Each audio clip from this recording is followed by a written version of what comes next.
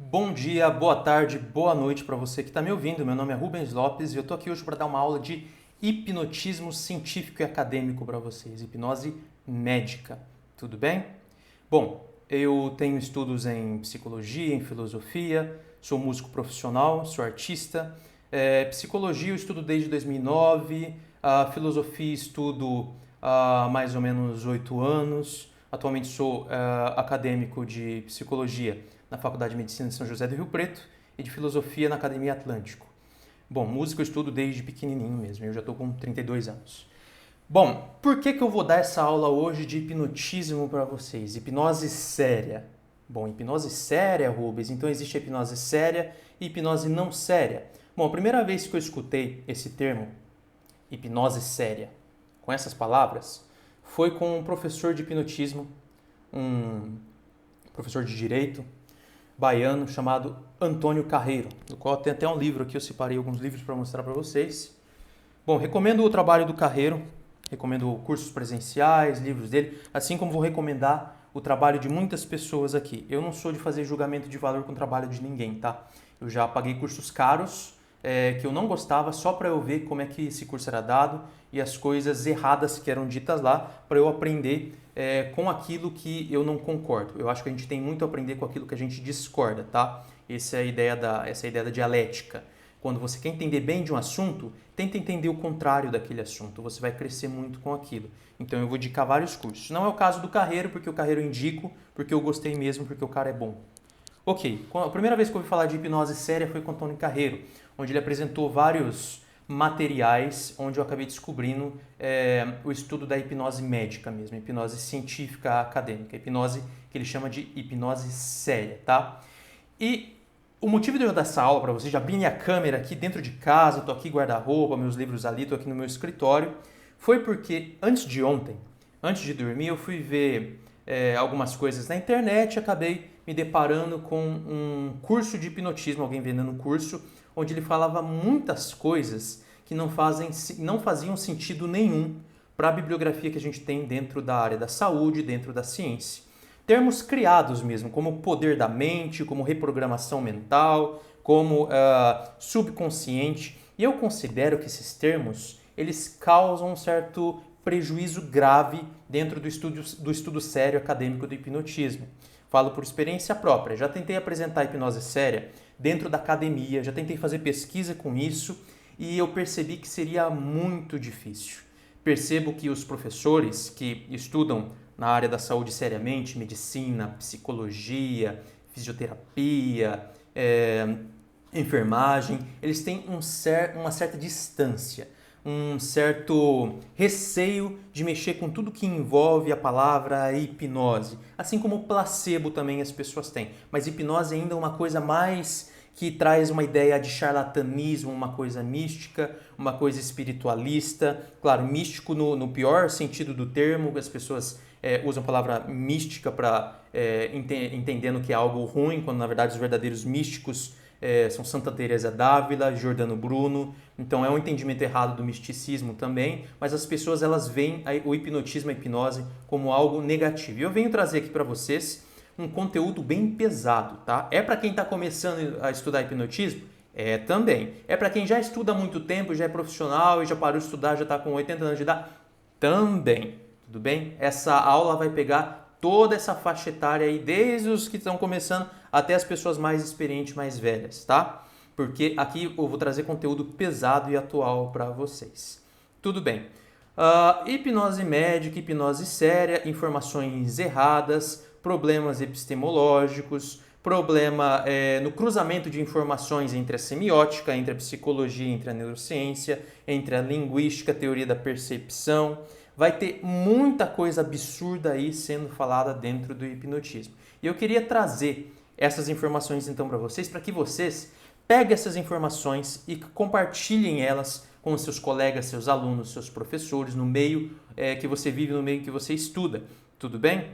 Eu acredito que quando uma pessoa ouve de um professor um termo errado e sai replicando, isso pode gerar vários e vários danos, tudo bem? Isso pode gerar uma onda de preconceito muito grande com o estudo sério de vários temas na área da saúde, não só hipnotismo, mas temas como psicologia anomalística, por exemplo. Tem pessoas que nem sabem o que é, nunca ouviram falar, enquanto tem pessoas na USP estudando muito seriamente isso. Hipnotismo, mesma coisa. Ah, hipnose é uma coisa, uma besteira, para que serve isso?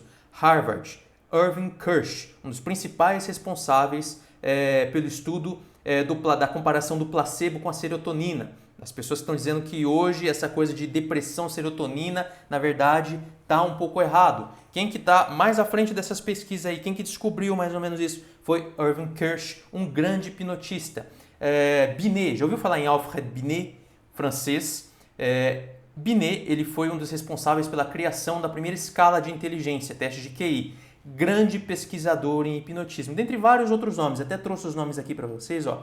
Lecron, Bordeaux, Clark Hull, Weizsäcker, Liebau, Barnheim, que foi professor de Freud, William James, grande nome da psicologia, estudava hipnotismo, Alfred Binet, que eu já falei para vocês, Pierre Janet, aluno também de Jean-Martin Charcot, que é o pai da neurologia moderna, que estudou profundamente o hipnotismo, e é dessa hipnose que eu estou falando. Ivan Pavlov, fisiologista, que a gente fala até hoje na psicologia, estudou profundamente o hipnotismo, dessa hipnose que eu estou falando, tudo bem? E tantos vários outros como Irving Kirsch, que eu já trouxe para vocês. Tenho vários livros aqui que eu vou mostrando ao longo dessa aula que eu vou dar para vocês. Mas inicialmente eu gostaria só de deixar bem claro que aqui eu não quero oferecer nenhum curso para você comprar, não quero ficar famoso com isso, quero só que você pegue esse conteúdo e distribua ele corretamente no meio do hipnotismo aí, para que as pessoas parem de falar aquilo que acham ou de inventar termos com finalidade pseudocientífica. O que seria uma finalidade pseudocientífica? Convencer a partir de termos científicos. Eu não sei como isso funciona, então vou dar um nome bonito para isso, para que as pessoas comprem, tudo bem? Para que as pessoas comprem meu curso, minha terapia. Então, isso causa um dano grave dentro do estudo sério na área da saúde, para qualquer coisa, inclusive o hipnotismo. Vamos lá. O hipnotismo antigamente era chamado de magnetismo animal. Você que está começando provavelmente não sabe disso, você que já está no hipnotismo já deve ter ouvido falar muito disso.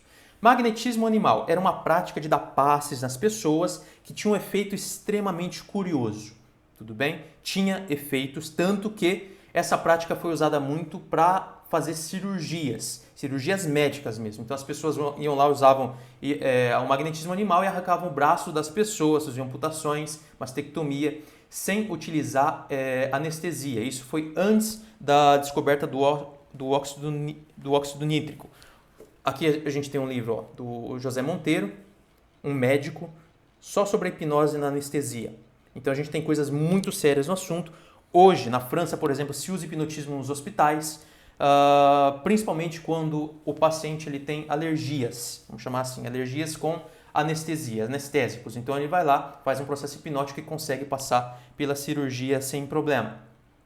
Bom, um médico chamado James Braid, ele foi lá e entendeu que ele tinha preconceitos também, como todo mundo tem, na área da saúde, com hipnotismo, com magnetismo animal, mas ele foi lá assistir uma apresentação de palco e descobriu que tinha coisas a mais lá, que ele não entendia como funcionava. Ele viu nessas apresentações de palco alguns fenômenos fisiológicos que ele sabia, como médico, cirurgião, oftalmologista, que não eram possíveis de ser simulados, tudo bem? Como o estufamento aqui das jugulares, marcas vermelhas na pele, palidez, a boca completamente seca, a esclera do olho à mostra, fenômeno de catalepsia, que eu vou falar o que é. E ele falou, opa, tem alguma coisa muito estranha aí que não é simulado pela pessoa que está passando pelo processo. Ele foi lá e trocou o nome. Em vez de chamar de magnetismo animal, ele chamou de neurohipnotismo. Muito provavelmente, não posso afirmar isso com precisão, mas ele fez isso como uma estratégia aí de conseguir estudar o magnetismo animal dentro da academia, dentro da área médica, sem sofrer preconceitos. E agora eu já atingi com uma coisa importante também.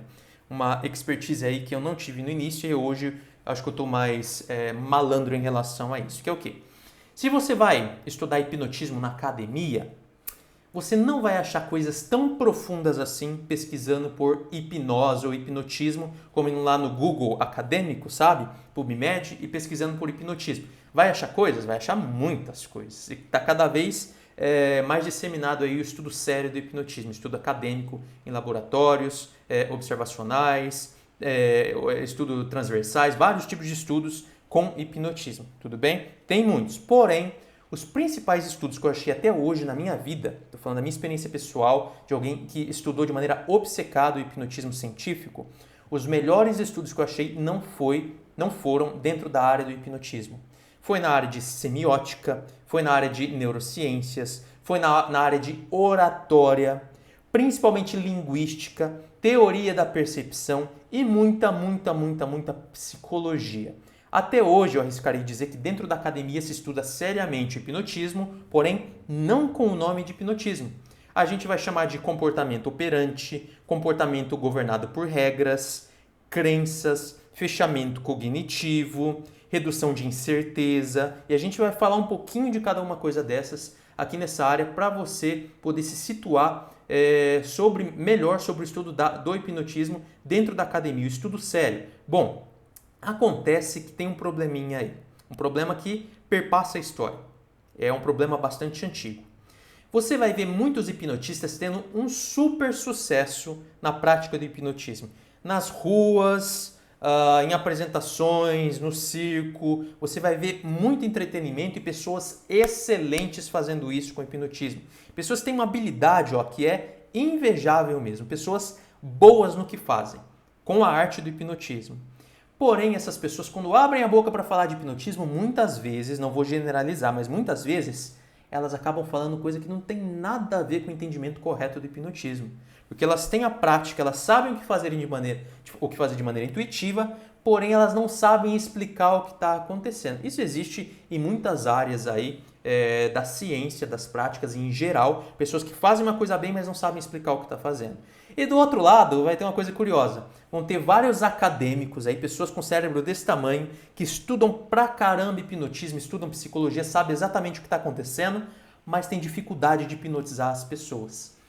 Olha só que coisa complicada. Parece que existe, talvez, um problema aí que quem pratica muito hipnose acaba não se dedicando a explicar, ou talvez que quem pratica muito hipnose não pode entender sobre a explicação, porque se entender, acaba não hipnotizando tão bem assim. Olha só que coisa complicada. Será que isso é verdade? Será que não? Fica aí o questionamento para você. Por que as pessoas que hipnotizam bem não entendem muito da teoria de maneira tão profunda? Claro que a pessoa que está me ouvindo aqui vai falar, não, eu hipnotizo bem, eu entendo tudo. Mas aí você vai ouvir a pessoa falando o que ela entende e você vai ver que é um conhecimento bem insípido, assim, bem pobre, bem chulo, vamos colocar, onde ele vai inventar palavras como subconsciente, poder da mente, coisas do tipo, tá? A hipnose não é isso. Tudo bem? Já adianto para vocês.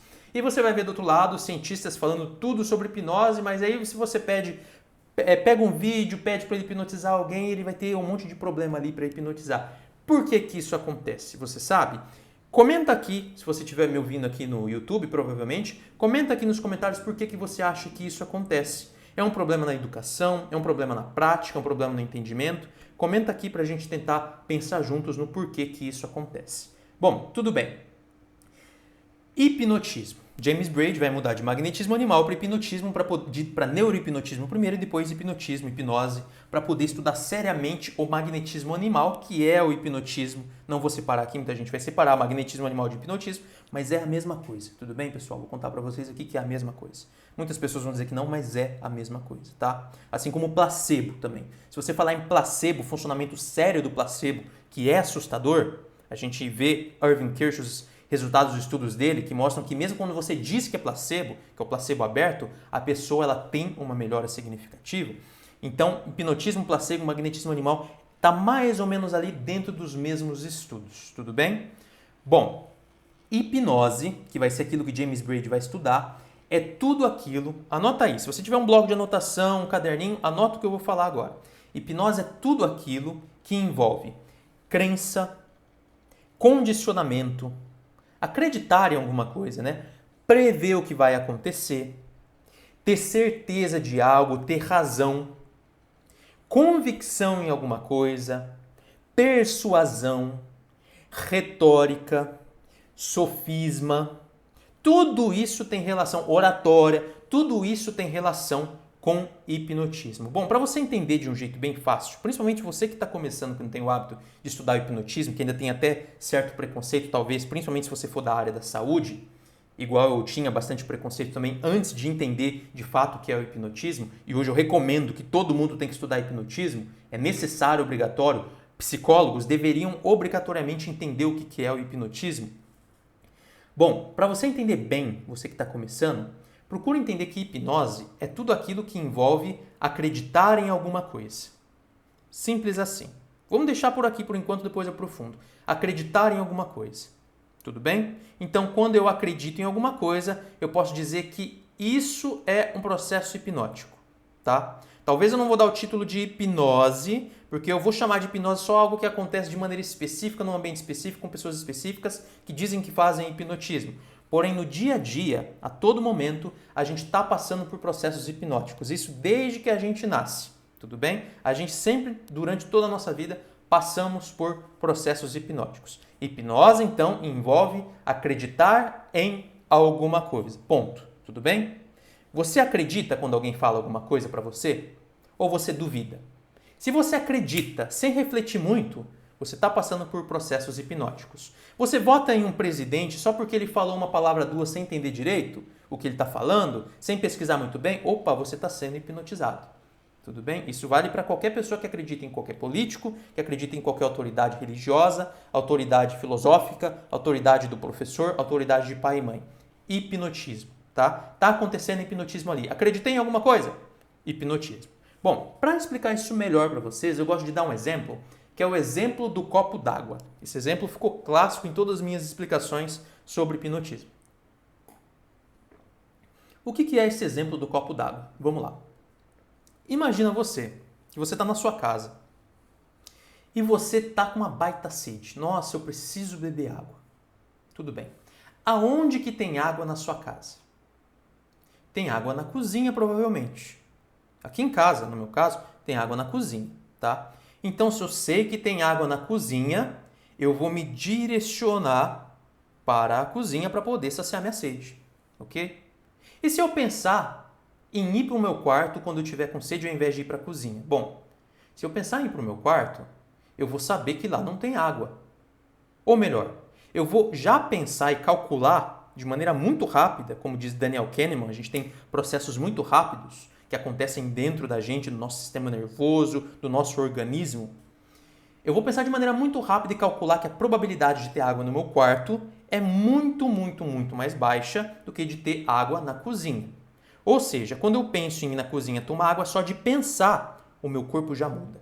Grava bem isso, pessoal. Muita gente não entende isso. Estou aqui parado sem mexer nenhum músculo do meu corpo, mas eu estou ligado a eletrodos na minha cabeça, estou ligado a aparelhinhos no meu dedo para medir o índice galvânico, a transpiração, a frequência cardíaca, a variabilidade. Estou cheio de aparelhinho aqui de neurometria, por exemplo. É um grande aparelho para você medir essas coisas. Só que eu estou completamente parado aqui. Estou até com um aparelho aqui para medir a pupilometria, né?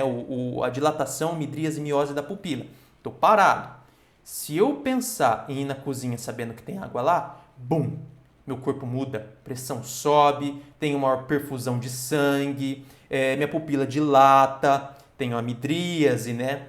Assim como fazem os colírios midriáticos que dilatam a pupila. Eu faço isso naturalmente sozinho quando eu penso que tem água na cozinha e que eu posso ir lá tomar água. Já se eu estiver paradinho aqui e pensar que eu vou tomar água no quarto, estou com sede, a minha resposta ela é completamente diferente. Tudo bem? Nossa, mas o que faz a resposta do meu corpo ser diferente? Eu não estou me mexendo, não estou fazendo nada. Meu corpo que está reagindo de maneira automática, uma reação automática, uma reação que eu posso até chamar de filogenética, que foi selecionada ao longo de muitos milhares de anos aí. A gente pode colocar 200 mil anos da evolução do Homo sapiens, ou senão até milhões ou bilhões de anos da evolução do ser humano, que a gente nem sabe ao certo quanto tempo foi. Desde lá dos placodermos, quando aqueles peixes placodermos saíram da água lá e começaram a evoluir. Então a gente evoluiu durante muito tempo e a gente tem reações. Pupila dilatar, enxergar, sentidos, coração bater, pressão sanguínea, a homeostase, o equilíbrio, a ordem, não é equilíbrio, né? A ordem ou harmonia do nosso corpo. Equilíbrio está errado, tá? Ordem ou harmonia do nosso corpo, do nosso sistema. Equilíbrio é morte. Evita associar a homeostase com equilíbrio, principalmente você da área da saúde. Homeostase é ordem ou harmonia. As duas palavras servem bem. Bom, o que faz o meu corpo mudar, o meu corpo reagir? Bom, é a probabilidade que eu percebo de ter mais água na cozinha do que mais água no quarto. Quando eu faço esse cálculo de probabilidades, a partir de algo que eu acho que sei, mas eu vou colocar como eu sei, porque é assim que a gente fala, não, eu sei que esse aqui é um copo de água. Bom, mais prudente seria dizer, do ponto de vista da psicologia, eu acho que sei que esse aqui é um copo de água. Eu acho que eu sei que eu estou tomando água. Eu acho que eu sei que eu estou falando para vocês. Eu acho. Não tenho certeza, porque todos os meus cálculos cognitivos são cálculos probabilísticos, né? Tem coisas muito difíceis nessa área. Vou aprofundando aos poucos, calma. Mas quando eu acho que sei que tem água na cozinha, meu corpo muda. Porque nesse cálculo de probabilidades, aonde tiver a probabilidade maior de eu dirigir meu corpo para realizar os meus desejos, para suprir a minha necessidade e voltar para a minha homeostase, quanto mais eu perceber que a probabilidade é alta, mais meu corpo muda me empurrando para aquilo. Tudo bem? Essa mudança a partir de algo que eu sei, algo que eu estou convicto, algo que eu tenho certeza, algo que alguém me persuadiu, alguém me convenceu, seja meu pai, minha mãe através da linguagem, seja a cultura, seja algo que eu vi na televisão, no TikTok, no Instagram, no Facebook, qualquer lugar do celular, no jornal, algo que eu vi na rua, qualquer coisa que me convença, a partir do momento que eu calcular as probabilidades a partir dessa crença, meu corpo muda. Para essa mudança no corpo, o principal termo estudado dentro da psicologia, Irvin Kirsch vai estudar muito esse termo, é expectativa. Expectativa, guarde aí.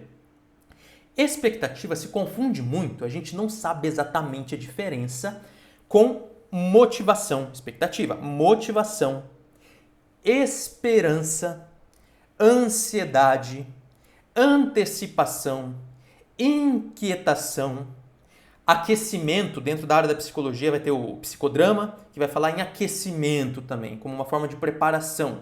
Preparação para atingir algum objetivo. Apreensão, entusiasmo. Vai ter a palavra fé também, que vai mexer com religião, aí vai gerar um monte de outras discussões complicadas. Nervosismo, prospecção, que é o pensamento que eu tenho de algo futuro, como eu planejo as coisas que vão acontecer, a partir de preconceitos que eu tenho, a partir de conhecimentos que eu tenho, de algo que eu estou convicto. Então, todas essas palavras vão estar meio misturadas ali dentro de um caldeirão de conceitos, tá? Que é muito difícil separar um do outro. A gente precisa definir bonitinho e essa definição vai mudar de autor para autor, tá? Vou chamar aqui de expectativa. Então, veja só. Eu sei que tem água na cozinha, porque foi eu que enchi o galão da geladeira, que eu tenho um galão na geladeira, que eu guardo lá bonitinho, tenho 3 galões na verdade. Então, a última vez que eu enchi o galão, eu vi que os galões estavam cheios, tem água na geladeira, tô com sede. Opa, meu corpo, expectativa. Meu corpo já vai começar a dançar. Células, adrenais já vão liberar lá cortisol, a gente já vai começar a fazer uma retroalimentação positiva, hipotálamo, sistema nervoso autônomo simpático vai disparar para me levar para uma reação de luta. Que não é bem uma reação de luta, mas uma relação de ir pegar alguma coisa, de atacar. Que poderia também ser uma reação de fugir. Nossa, tem um bicho na cozinha, tem uma cobra. Opa, reação, energia, expectativa, vou correr. Tudo bem? Esse movimento de se aproximar ou de se afastar já é um movimento muito estudado antigamente, já de muito tempo, dentro da antropologia. Dentro da antropologia vai se dizer que o ser humano ele procura ou se aproximar ou se afastar das coisas. Bom, se eu estou convicto de que tem água lá na geladeira, na minha cozinha, então meu organismo vai tentar se aproximar e para se aproximar ele vai fazer de tudo para que eu tenha uma coordenação somática, para que eu tenha uma resposta somática, musculoesquelética, para eu conseguir levantar dessa cadeira e ir lá beber água, tá? Então só de pensar eu já consigo antecipar a minha ação. Então pensei que tem água, opa, expectativa, vou lá beber água. Se eu pensasse em ir tomar água no quarto sabendo que não tem água no quarto, o meu corpo ficaria xoxa, capenga, ele não teria tanto essa resposta como teria se eu pensasse em tomar água na cozinha. Então pensei em tomar água na cozinha, opa, expectativa grande. Pensei em tomar água no quarto. Expectativa xoxa, capenga. Não vai funcionar tão bem assim. Não vou ter aquela motivação. Tudo bem? Outra palavra muito usada também dentro da psicologia. Motivação, esperança, expectativa. São palavras que você vai ouvir muito. Esperança mais dentro da filosofia. Tudo bem? Mas motivação usa muito. Expectativa, na psicologia não está tão forte essa palavra, mas dentro do hipnotismo é a palavra que a gente mais usa. Tudo bem? Dentro da psicologia vai se falar mais em motivação. Então, resumindo. Tô crente, acredito, fui persuadido por algum motivo de que tem água na cozinha. Meu corpo vai disparar uma reação, querendo ou não. Só de pensar que tem água na cozinha. Mesmo que eu não queira tomar água na cozinha, mas estou com sede, pensei na água na cozinha, opa, meu corpo vai disparar uma reação. Pupila, vasos sanguíneos, coração, temperatura, glicose. Meu corpo vai mudar só pelo meu pensamento, tudo bem? Pensei na cozinha, pensei no quarto, pensei em sair na rua. Meu corpo está mudando em função daquilo que eu acredito, em função das probabilidades daquilo que eu acredito, certo? E mesmo se for ruim, por exemplo, se na cozinha tiver uma cobra, meu corpo vai disparar. Importante frisar isso. Não é só porque é algo bom que eu quero ir lá tomar água, que eu quero uma comida gostosa, que eu quero conversar com alguém, que o meu corpo vai disparar. Perceber algo ruim, meu corpo vai disparar como uma estratégia de se proteger, de antecipar um perigo. E aliás, nosso corpo dispara muito mais quando tem um perigo do que quando tem algo bom. Porque foi assim que a gente foi selecionado ao longo de milhares de anos, para reagir de maneira extrema e eficaz. Extrema que eu falo no funcionamento do organismo, da energia, da produção de energia, da queima de glicose, e reagir para a gente fugir de maneira eficaz ou lutar com perigo. Primeiro fugir, que é o mais eficaz. Igual se ensina no Krav Maga. Já viu o Krav Maga? Aquela arte defesa de Israel, em que você, se tiver um perigo, chuta lá os genitais do coleguinha que está te ameaçando e sai correndo. Por quê? Porque assim você se protege. Se você for lutar com o bandido, você vai se machucar, você corre risco de vida. Então, foi selecionado ao longo dos anos que é melhor a gente sair correndo. Opa, perigo! Sai correndo porque você precisa se proteger, tá? Então percebi que tem um perigo na cozinha, no quarto, qualquer outro lugar, meu corpo dispara como uma forma de sair correndo, se proteger do perigo, tá bom? Então tanto coisas boas como coisas ruins fazem com que meu corpo dispare expectativa, motivação, esperança ou qualquer outro nome que você queira dar. Aqui eu vou chamar de expectativa, tudo bem? Bom, Aristóteles. Uma pessoa que eu adoro, que eu amo de paixão. Aristóteles e Platão são duas pessoas que eu dedico minha vida estudando, tá? Eu sempre acredito, até vou compartilhar com você, que se você estudar Platão e Aristóteles, você nem precisa estudar mais muitas coisas dentro da filosofia, da psicologia, porque os caras já falaram de tudo, tá? Você estudou toda a bibliografia lá de Aristóteles, nossa senhora, qualquer coisa que vier para você não vai ser novo. Qualquer psicólogo, médico, qualquer filósofo atual que falar alguma coisa para você, fala, mas Aristóteles falou isso. Às vezes eu fico em aula de psicologia vendo, mas Aristóteles falou isso. Mas isso aqui é novo, estudo mas Aristóteles já falou isso. Aristóteles falou de tudo. Ele conseguiu, durante a vida dele, falar sobre todas as coisas. E ele falou, por exemplo, sobre qual que é a direção do comportamento do ser humano. Para onde a gente está indo? Para onde a gente quer ir? A gente está saindo de um lugar e indo para outro, mas com qual finalidade? Bom, primeira coisa, Aristóteles vai dizer que a gente tem uma finalidade. Porque tem um sentido ali da gente sair de um lugar e ir para o outro. Qual a finalidade que é essa para Aristóteles? É atingir a eudaimonia. O que é essa eudaimonia? A eudaimonia é um encaixe perfeito na natureza. O que é um encaixe perfeito na natureza? É uma árvore ficar verdinha, fazer a fotossíntese para colaborar com toda a biota, com todo o cosmos, para poder deixar tudo em harmonia, em homeostase. Eudaimonia para o ser humano é eu, através da minha racionalidade, minha razão, o funcionamento do meu corpo, da minha alma, como diz Platão, concupiscente, irascível e racional, que seria os meus desejos de saciação, a minha coragem, a minha vontade e a minha capacidade de previsão.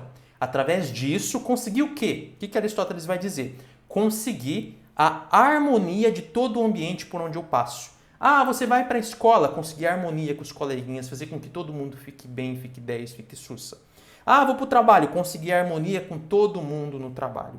Para Aristóteles, essa harmonia entre as pessoas, e não só entre as pessoas, mas entre uma pessoa e um cachorro, uma pessoa e um gato, uma pessoa e uma árvore, uma pessoa e um rio, uma pessoa e a natureza, que não é o que a gente tem muito hoje, aquecimento global, poluição do ar, poluição sonora, a gente não está muito bem em harmonia, tá? Aristóteles ia ficar triste com a gente hoje, de perceber que a gente avançou tanto com os estudos científicos aí, mas a gente parece que não ouviu o que ele disse já há 2.400 anos atrás. Para ele, a finalidade do ser humano, a finalidade que a gente procura é o encaixe perfeito na natureza, a eudaimonia. Esse encaixe perfeito, essa eudaimonia, ele deu o nome de telos. Se quiser, anota aí. Telos, o que é? É a causa final, a finalidade de uma ação. Então ele dizia que todo o nosso comportamento se orienta para o bem, se orienta para o telos, para o encaixe perfeito na natureza, para a felicidade, tudo bem? Bom, vamos pular aí vários autores, São Tomás de Aquino, Santo Agostinho, vamos pular vários, vamos pular escolástica e vamos chegar em Freud já de uma vez, que aqui não tem tempo para eu ficar apresentando várias teorias, então vamos apresentar as principais que eu acho que você deve saber. Falamos de Aristóteles, que é o pai da ciência, então acho que é importante você saber. Vamos falar de Freud agora, que muitas pessoas detestam, muitas pessoas amam. Tá, o que Freud falou? Por que a gente se mexe? Por que a gente tem motivação, expectativa na vida? Para a gente buscar o prazer. A gente é orientado pelo princípio do prazer. Opa, tem um prazer ali, então eu vou. A gente é orientado pelo prazer. Por que eu quero tomar água? Porque isso me dá prazer, então eu vou. Eu sou orientado pelo princípio do prazer. É isso que Freud vai dizer. Vamos pular mais um pouquinho agora e vamos achar quase um adversário do Freud dentro da psicologia, que é Boris Skinner. Skinner, para quem conhece, para quem já ouviu falar aí do ABA, que é a análise aplicada do comportamento, que é uma área bem legal, a análise do comportamento na psicologia, é uma área bem atual, em constante progresso, e é uma área que ela é especial porque ela faz muita pesquisa de base, trabalha em laboratório, com ratinhos, observando ali os animais. Que Skinner, que é um dos principais nomes aí da análise do comportamento, que até os análises do comportamento veem quase como um deus, tem gente que tem o quadro do Skinner no quarto de casa. O que eles vão dizer? O que Skinner vai dizer junto com os analistas do comportamento, claro, que vão seguir o que eles estão falando? Ele vai dizer que o nosso comportamento, tudo que a gente faz, foi selecionado por consequências. A partir do quê? A partir de 3 níveis. Então nós selecionamos ao longo de muitos anos o nosso comportamento, aquilo que a gente deve fazer, aquilo que a gente vai fazer, nossas respostas, aquilo que a gente evoca racionalmente, a partir de 3 níveis. Quais níveis são esses? Vamos ver se você já ouviu falar. Nível filogenético. Já ouviu falar essa palavra? Até disse ela agora há pouco. Filogenético, nível ontogenético, nível cultural. O que é isso, Rubens? O que você está falando? Para que eu preciso saber isso? Calma, vamos lá com calma, que você vai entender. Nível filogenético. A gente evoluiu ao longo de muitos milhares de anos para ter aquilo que eu já falei, poder enxergar, ter os sentidos, olfato, tato, audição, visão, paladar, dor, propriocepção, temperatura.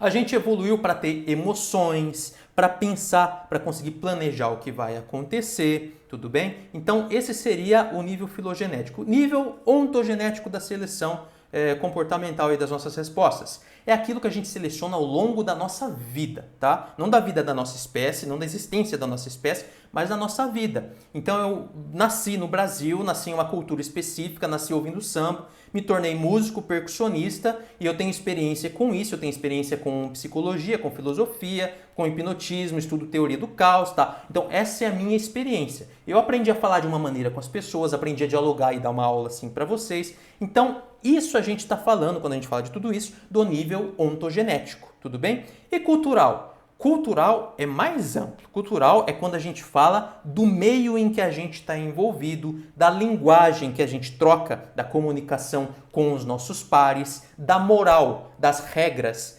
nas quais a gente nasceu e que a gente deve seguir, o entendimento ético do que é certo, do que é errado, que a gente vai se modelando também, a gente vai mudando o nosso comportamento, o nosso organismo, à medida em que a gente vai interagindo com o ambiente, à medida em que a gente interage com os nossos pares, tudo bem? Então Skinner vai falar tudo isso, que a gente decide se a gente vai tomar água na cozinha ou no quarto em função de uma soma de várias coisas complexas, de como que a gente se desenvolveu, da nossa experiência de vida e da nossa cultura onde a gente está. Parece bem completo, né? Bem legal. Talvez Aristóteles, se a gente for procurar lá dentro, em livros como Ética Nicômaco, a gente vai encontrar uma ideia parecida de Skinner, que a gente faz uma leitura, às vezes, muito superficial de Aristóteles. Mas Aristóteles já falou sobre isso também. Lembra que eu falei que Aristóteles falou de tudo? Então, tudo isso que eu estou falando sobre Skinner, Aristóteles já falou também.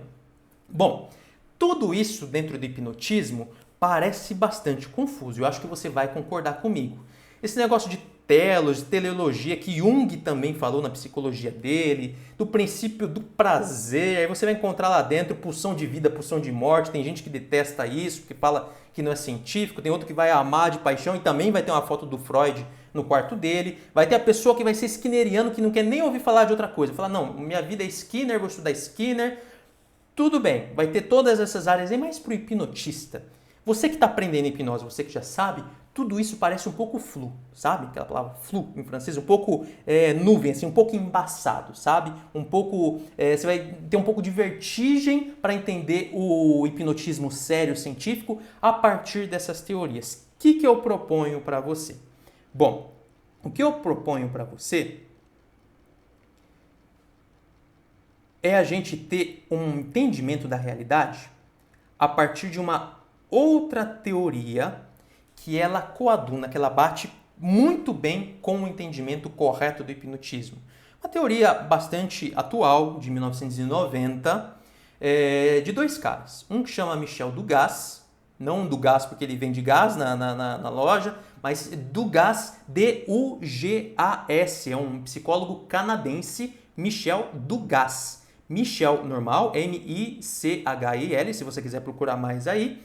Mas o Michel Dugas, o vendedor aí de gás, tô brincando, ele começou a falar da intolerância à incerteza, da cultura, e ele foi seguir, desculpa, o primeiro a falar sobre isso foi Gerd Hofstede, foi ele que falou da cultura. Michel Dugas veio depois dele, falando sobre a intolerância à incerteza. Eu li na ordem errada aqui, me desculpem, ó. O primeiro, então anotem aí, Gerd Hofstede. Aí ficou difícil, porque o nome dele é holandês, eu nem sei se eu estou pronunciando direito, tá? Vou soletrar aqui para vocês também, vocês anotem, ó. Gerd, G, 2 Es, G-E-E-R-T. G-E-E-R-T. G, 2 Es, R-T. Espaço, Hofstede. H-O-F-S-T-E-D-E.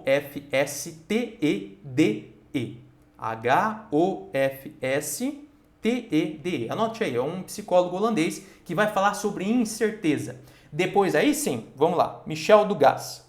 Michel Dugas é um psicólogo canadense que vai falar sobre a intolerância à incerteza e vai ter muita coisa que você pode encontrar sobre o entendimento da tolerância à incerteza no tratamento do TAG, tá? Do transtorno de ansiedade generalizada.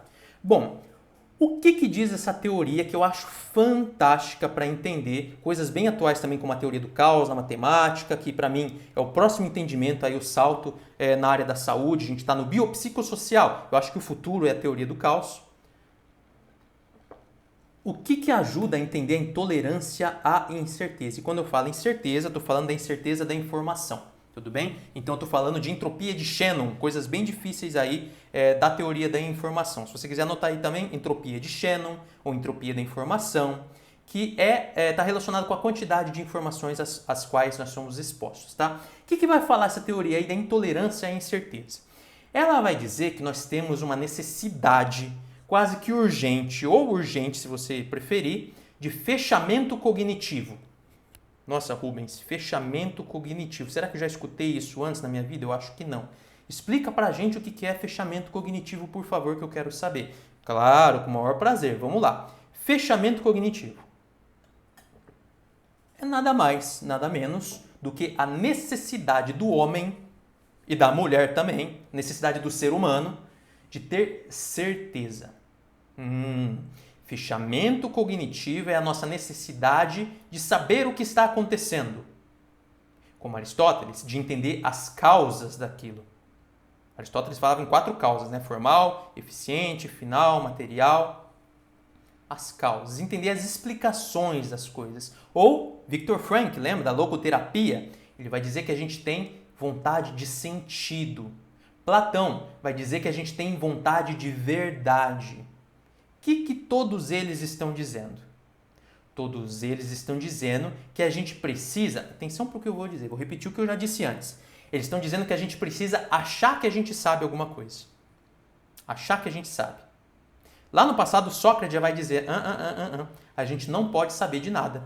Ele vai dizer, só sei que nada sei. Lembra dessa frase bem conhecida do Sócrates, clássica dele? Só sei que nada sei. Por que ele vai dizer isso? Por que será que ele soltou essa daí lá em Atenas há 2.400 anos atrás? Só sei que nada sei, para a gente dar risada até hoje? Não, as pessoas não entendem essa frase de Sócrates até hoje. Sócrates entendeu que toda certeza de conhecimento é uma ilusão. Algo que foi entendido depois por Blaise Pascal, grande filósofo também, que vai dizer que o último ato da razão é perceber que tudo a transcende. Ou seja, o que ele está dizendo? Mesma coisa que Sócrates. Você pode estudar todos os livros do mundo, letra por letra, palavra por palavra. Você pode estudar todos os cursos do mundo, você pode estudar todas as pessoas, todos os conhecimentos. Você pode usar seu conhecimento empírico, cavucar na terra, pode ir no Himalaia, subir, escalar a montanha, pode sair caçando tesouro, pode descobrir tudo que existe no mundo, olhar para o cosmos, física quântica. Se você souber tudo, o que é impossível para o ser humano, mas se você, vamos dizer que você pode saber tudo sobre tudo, ok. Quando você souber tudo sobre tudo a partir da sua capacidade, você vai perceber que existe muito mais coisa a saber. Opa! A gente não pode saber tudo, isso é impossível. E isso gera vários problemas, porque veja só, vou pegar meu copo aqui de novo, ficar no exemplo do copo. Então agora eu sou um especialista em copo, estudei tudo sobre copo. Nossa, eu vou estudar a borda do copo, o raio, 2PR, eu vou olhar aqui embaixo, o material, sei tudo de vidro, sei tudo de água, de pôr no copo, sei tudo de copo, beleza. Aí eu mudo e pego um livro. Aí leio um livro, vejo a capa do livro, vejo o peso do livro. Opa, descobri que esse livro aqui tem um peso diferente. Nossa, e agora? Quando eu descubro que o livro tem um peso diferente, já mudou a minha percepção do copo. Por que, Rubens? O que tem a ver o livro com o copo? Interdependência. Tudo na realidade está em completa e estrita interdependência. Tudo que acontece com o livro, tudo que eu sei sobre o livro, muda a percepção daquilo que eu sei sobre o copo. Qual que é a consequência disso, Rubens? Consequência socrática, platônica, de que nós não podemos saber nada. Nem é saber alguma coisa, saber nada. Tudo que a gente pode é ter o achismo, a convicção de que a gente sabe para a gente poder dormir bem à noite. E, aliás, essa convicção é apontada dentro da psicologia como uma das causas do sofrimento. Eu achar que sei, e aí quando eu não sei, tenho que lidar com a minha decepção.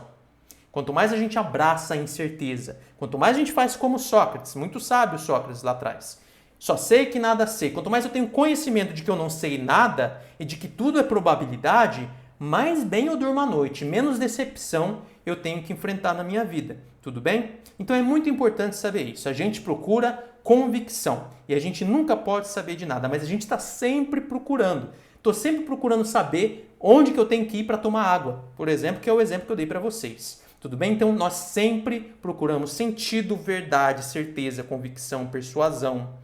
Freud vai falar que a gente sempre procura o líder, né? Como se a gente visse o nosso pai no líder, porque quando a gente nasce, o nosso pai e nossa mãe são os primeiros a convencer a gente. Seu pai e sua mãe, quando você cresceu, ou seus avós, ou a pessoa com quem você cresceu, exerceu a paternidade no seu caso. Eles diziam assim: filho, agora você já está com 2 anos e você pode escolher se você escova o dente ou não. 2 aninhos de idade. Você quer escovar o dente hoje? Não, tudo bem, não precisa escovar. Seu pai falava assim com você: filho, você pode escolher se você come doce hoje ou se você come comida. Você quer escolher, filho? Você fica à vontade, tá? Seu pai, sua mãe falava assim com você? Claro que não. Você precisa comer. Não vai comer doce antes do almoço. Tem que escovar o dente. Escovou o dente. Tomou banho hoje? Tem que tomar banho. Seu pai e sua mãe ensinaram você a ser convencidos por pessoas que querem o seu bem. Tudo bem? Então, eu sou seu pai, eu quero o seu bem. Eu vou te convencer, sem te dar muita explicação de que você tem que fazer aquilo. E a gente cresceu assim. A gente cresceu assim, se apegando a convicções, a crenças e muitas vezes errando em relação às crenças que a gente se apega. Por quê? Porque a gente cresceu e se desenvolveu, talvez nem seja a nível ontogenético, a nível pessoal da nossa história de vida, mas já a nível filogenético. Talvez, e isso talvez Chomsky, linguista, vai dizer, que a nossa linguagem ela é inata. Vai ter a proposta aí do inatismo. A gente já nasce com o mecanismo que permite a linguagem. Se isso for verdade, então muito provavelmente a gente já evoluiu enquanto caçadores-coletores ao longo de muito tempo para a gente acreditar nas coisas. Necessidade de acreditar num Deus, necessidade de acreditar num mito, necessidade de acreditar, quando a gente fala acreditar, a gente já sobe para a religião, né? Mas acreditar que isso aqui é um copo. Acreditar que essa é a minha voz, que essa é a minha voz, que você está ouvindo a minha voz, dessa mesma pessoa, que essa pessoa que você está enxergando agora e essa voz que você está ouvindo, está saindo da mesma pessoa. Você precisa acreditar nisso, porque se você não acreditar, se algo mudar no ambiente, você começa a ficar estressado, você começa a ficar nervoso e você começa a entrar em sofrimento. Mas não é sofrimento porque o mundo é incerto. Sofrimento porque você precisa, você quer acreditar, mas não consegue porque você não tem dados suficientes. Tudo bem? Então, grava aí. A gente tem necessidade de acreditar. A gente tem necessidade de encontrar explicações. Necessidade de sentido. Alguém fala alguma coisa para você, morreu. Quem morreu? Onde morreu? Como morreu? Onde morreu?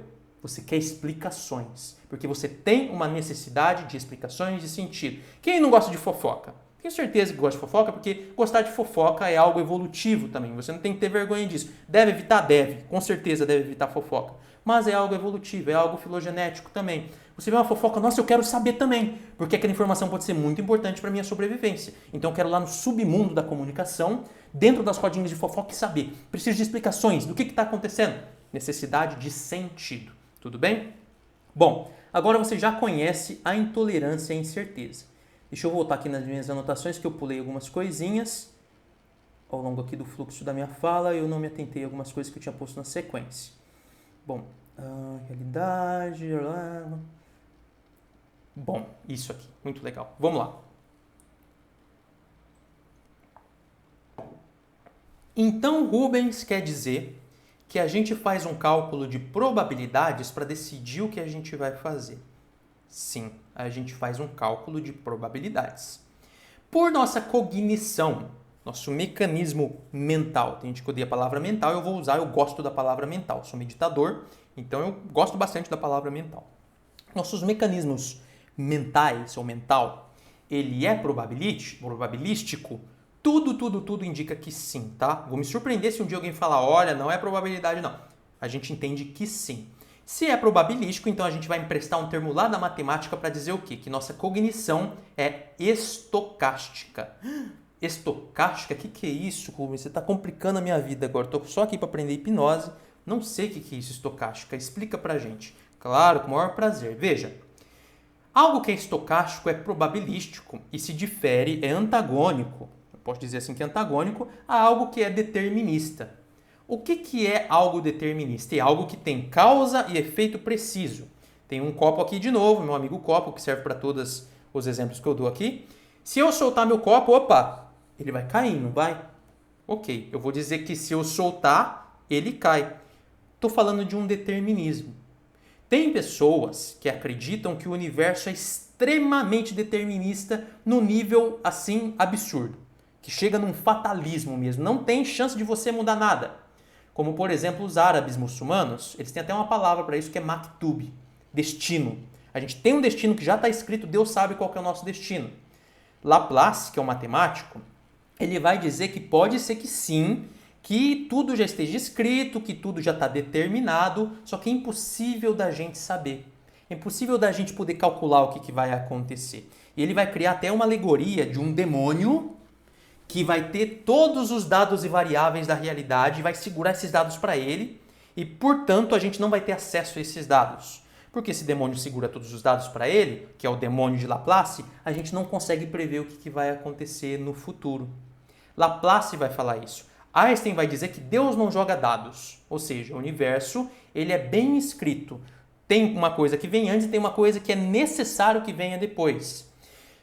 Karl Popper, filósofo da ciência, vai dizer que todas as nuvens, sabe a nuvem que você olha no céu e você fala, nossa, que negócio aleatório, né? Tá indo para lá, para cá, para cá. Ele vai dizer que todas as nuvens são relógios.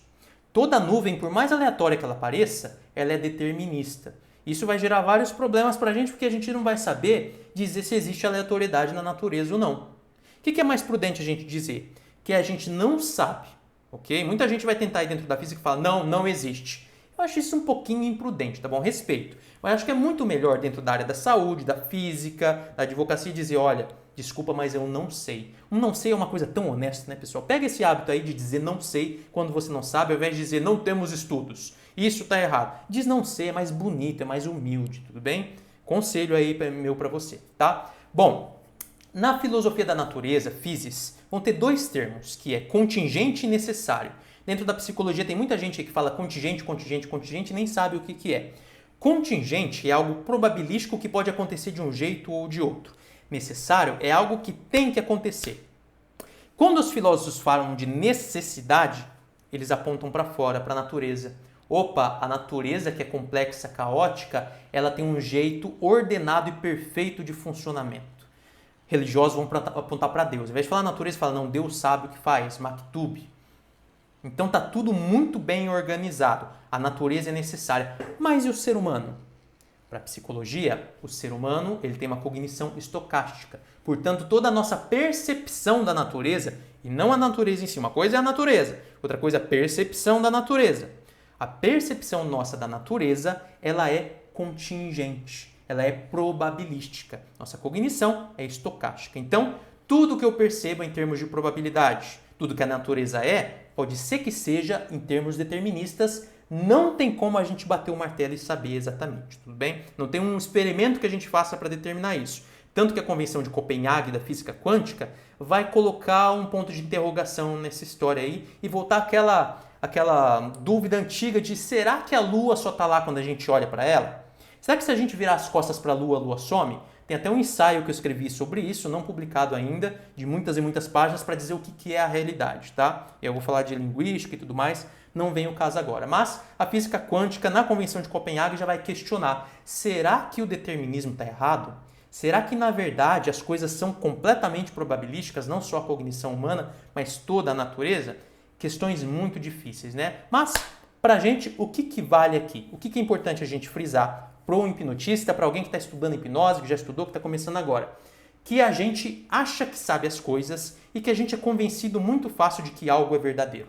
Tudo bem? A gente é convencido muito fácil de que algo é verdadeiro. A gente acredita fácil nas coisas. Opa, uma pessoa se vestiu bem e falou bonito. Opa, já estou acreditando no que ele está falando. Mostrou uma boa lábia naquilo que ele está falando. Opa, já começo a acreditar. Tudo bem? A gente tem essa tendência natural filogenética de acreditar nas coisas. De se apegar firme a uma crença e sofrer com isso depois. Tudo bem? Aqui eu coloquei até um ponto para falar também sobre realidade e fantasia. Que uma coisa é realidade e outra coisa é o que a gente percebe da realidade. Nas áreas da saúde, a gente está um pouquinho atrasado em relação a isso, porque a gente considera que a realidade como ela é aquilo que a gente deveria perceber, sem sombras de dúvida, sem discussão e sem acordo para isso. E a gente acaba tropeçando aí no atendimento de muitas pessoas, muitos pacientes. O médico, o psicólogo, o fisioterapeuta, o profissional da saúde em geral, ele tem que entender que uma coisa é o que a realidade é. Opa, um machucado, eu preciso tratar o machucado do jeito que eu aprendi. Química, física, matemática, beleza, estudo científico. Outra coisa é o que a pessoa que tem um machucado percebe do machucado. Se você trata do machucado e a pessoa não entende direito o que está acontecendo, esse não entendimento pode tanto gerar inflamações no corpo dela, que é uma parte mais difícil aí que muita gente vai criticar, mas o cortisol ele vai causar inflamações, reação de luta ou fuga vão causar inflamações que vão prejudicar a cicatrização do machucado, quanto se eu não entender o que está acontecendo com o meu corpo com machucado, pode ser que eu tenha comportamentos erráticos para tentar sanar o problema. Então eu estou com machucado, não sei o que fazer, então eu vou procurar outra pessoa, vou procurar um remédio, vou procurar uma homeopatia, vou procurar um placebo, vou procurar alguma coisa, mesmo que o médico tenha me dado uma conduta assertiva. Opa, eu não precisaria talvez de tudo isso se o médico tivesse se preocupado com a minha percepção sobre aquilo que está acontecendo e não só com a realidade como ele enxerga, tudo bem? Então é muito importante frisar isso. Conduta médica, tá? Se preocupe muito com a percepção do seu paciente. Isso é hipnotismo, tudo bem? Muito importante falar sobre isso. Uma percepção sobre aquilo que acontece, mesmo que seja uma percepção na sua pele que não tem o que fazer, a percepção muda aquilo que acontece no seu corpo. A gente tem muitas evidências já disso, isso não tem dúvida alguma, tudo bem? Nossa cognição é corporificada, assim como dizer os cognitivistas. Melzack e Wall, eles descobriram há muito tempo atrás que existem os portões da dor. Então, dependendo da maneira como eu percebo uma dor no meu corpo, eu altero a percepção dessa dor. Pessoas que são mais sugestionáveis, que têm a capacidade de passar por processos profundos de hipnotismo, vão conseguir fazer anestesias pesadíssimas só através da hipnose. Tudo bem? Então é importante saber isso, porque não importa só você cuidar do paciente em termos biológicos. Você precisa tratar do paciente em termos cognitivos, probabilísticos, cognição estocástica, tudo isso que eu estou falando, contingência. Precisa apresentar as probabilidades para o paciente e ele precisa entender de maneira eficaz para que ele não fique desesperado tendo aí um comportamento errático que prejudique ele. Tudo bem? Recomendação importante aqui. Vamos avançar? Vamos avançar. Falei da tolerância à incerteza. O medo do desconhecido, o medo do aleatório, que a gente nem sabe se existe, mas o medo da desordem em geral, o medo da mudança. Ah, isso é muito legal. Os meus sentidos desde pequeno, eles ficam atentos e preocupados e ansiosos com a mudança, todo tipo de mudança. Como assim mudança, Rubens? Bom, a gente tem nosso tato. Se no nosso tato tem vários toques, isso é uma mudança. Tem bastante variabilidade. Eu estou encostando em várias coisas, várias pessoas estão encostando em mim. Visão. Se eu percebo que o ambiente está mudando muito, passando carro, passando pessoas, opa, está variando. Maior variabilidade que eu percebo com a minha visão. Isso me traz maior incerteza. Se aquilo que eu estou escutando está mudando, vários sons diferentes, muitas coisas, nossa, aquilo que eu estou escutando está causando incerteza. E a gente tende, à medida que a gente vai evoluindo, a fugir da incerteza, a condicionar hábitos e repetir aqueles hábitos o máximo que a gente pode. Tem até teorias aí que vão associar um hábito estrito com a diminuição da inteligência, ou se não, a não mudança da inteligência. A gente, chega na poda neural, a gente não avança mais a inteligência porque a gente diminui a variabilidade na necessidade de fixar hábitos. Para que o mundo pareça, porque ele não é, pareça um lugar muito mais tranquilo e a gente pode dormir à noite tranquilo, possa dormir à noite tranquilamente. Imagina só, se o bebezinho que nasce está lá no colo, soubesse o quanto de perigo o mundo está esperando para entregar para ele, nossa, ele talvez não estaria lá tão tranquilo assim, ele estaria esgoelando, berrando. E a gente também. Se você soubesse que cada vez que você sai na rua, pega um avião, anda de carro, você está correndo muitos riscos, você talvez não sairia. Muitas pessoas que têm transtornos de ansiedade social, fobia social, acabam ficando em casa por ter que lidar com essa incerteza. E aí vai ter todo o tratamento que eu já falei, de ensinar essa pessoa a lidar com incerteza, mas não para ela entender que o mundo não tem certeza, não. É para ela conseguir ignorar a incerteza, porque o mundo é incerto, e ter uma vida funcional. Porque se você for fazer um cálculo de probabilidade de como que você pode morrer agora, que pode cair um avião na minha casa, que pode cair uma pedra não sei de onde, você começa a deixar de viver, tudo bem? Então a gente começa a buscar sempre previsão, a gente começa a buscar coisas que não mudam, ausência de variabilidade com a nossa cognição, tudo bem? Tudo que a gente busca no nosso comportamento é previsibilidade. Em outras palavras para você, na hipnose, certeza. A gente busca ter certeza, a gente busca explicações, ok? Se a gente fala que a gente busca reduzir a incerteza, isso não está no nosso cotidiano. Se a gente fala que a gente busca certeza das coisas, já parece um pouco mais próximo da gente. Se a gente fala ainda que a gente busca convicção, melhor ainda. Eu acho que convicção, você está convicto disso, você está certo? Você já ouviu alguém perguntando para você, você tem certeza disso? A resposta ideal é dizer não. Não tenho nenhuma certeza, porque ninguém é capaz de ter certeza. A partir do momento que você tem certeza, você já está em delírio, tudo bem? Esse não é um entendimento meu, não é uma experiência minha, isso é um entendimento da matemática, da física, da psicologia, da filosofia. Você tem certeza de algo? Está em delírio. Não tem como a gente ter certeza de nada. Nossa cognição é probabilística. Ela lida com fatos e dados que apareceu dados e fatos diferentes, a gente ou atualiza as nossas informações para recalcular a rota, as probabilidades dentro dessa estocástica, ou a gente luta para empurrar aquela informação divergente para fora. E aí vai ter todos os vieses cognitivos, os mecanismos de defesa de Freud, porque a gente não gosta de lidar com informações discrepantes. Jung vai falar do misoneísmo, o medo da mudança. Vai ter o termo neofobia também, o medo do novo, porque a gente quer escapar da variabilidade. A gente quer escapar da não linearidade, a gente quer escapar do desconhecido da mudança. A gente quer permanecer na onde a gente está, porque é muito mais seguro do que ter que mudar o comportamento. Tudo bem? Legal.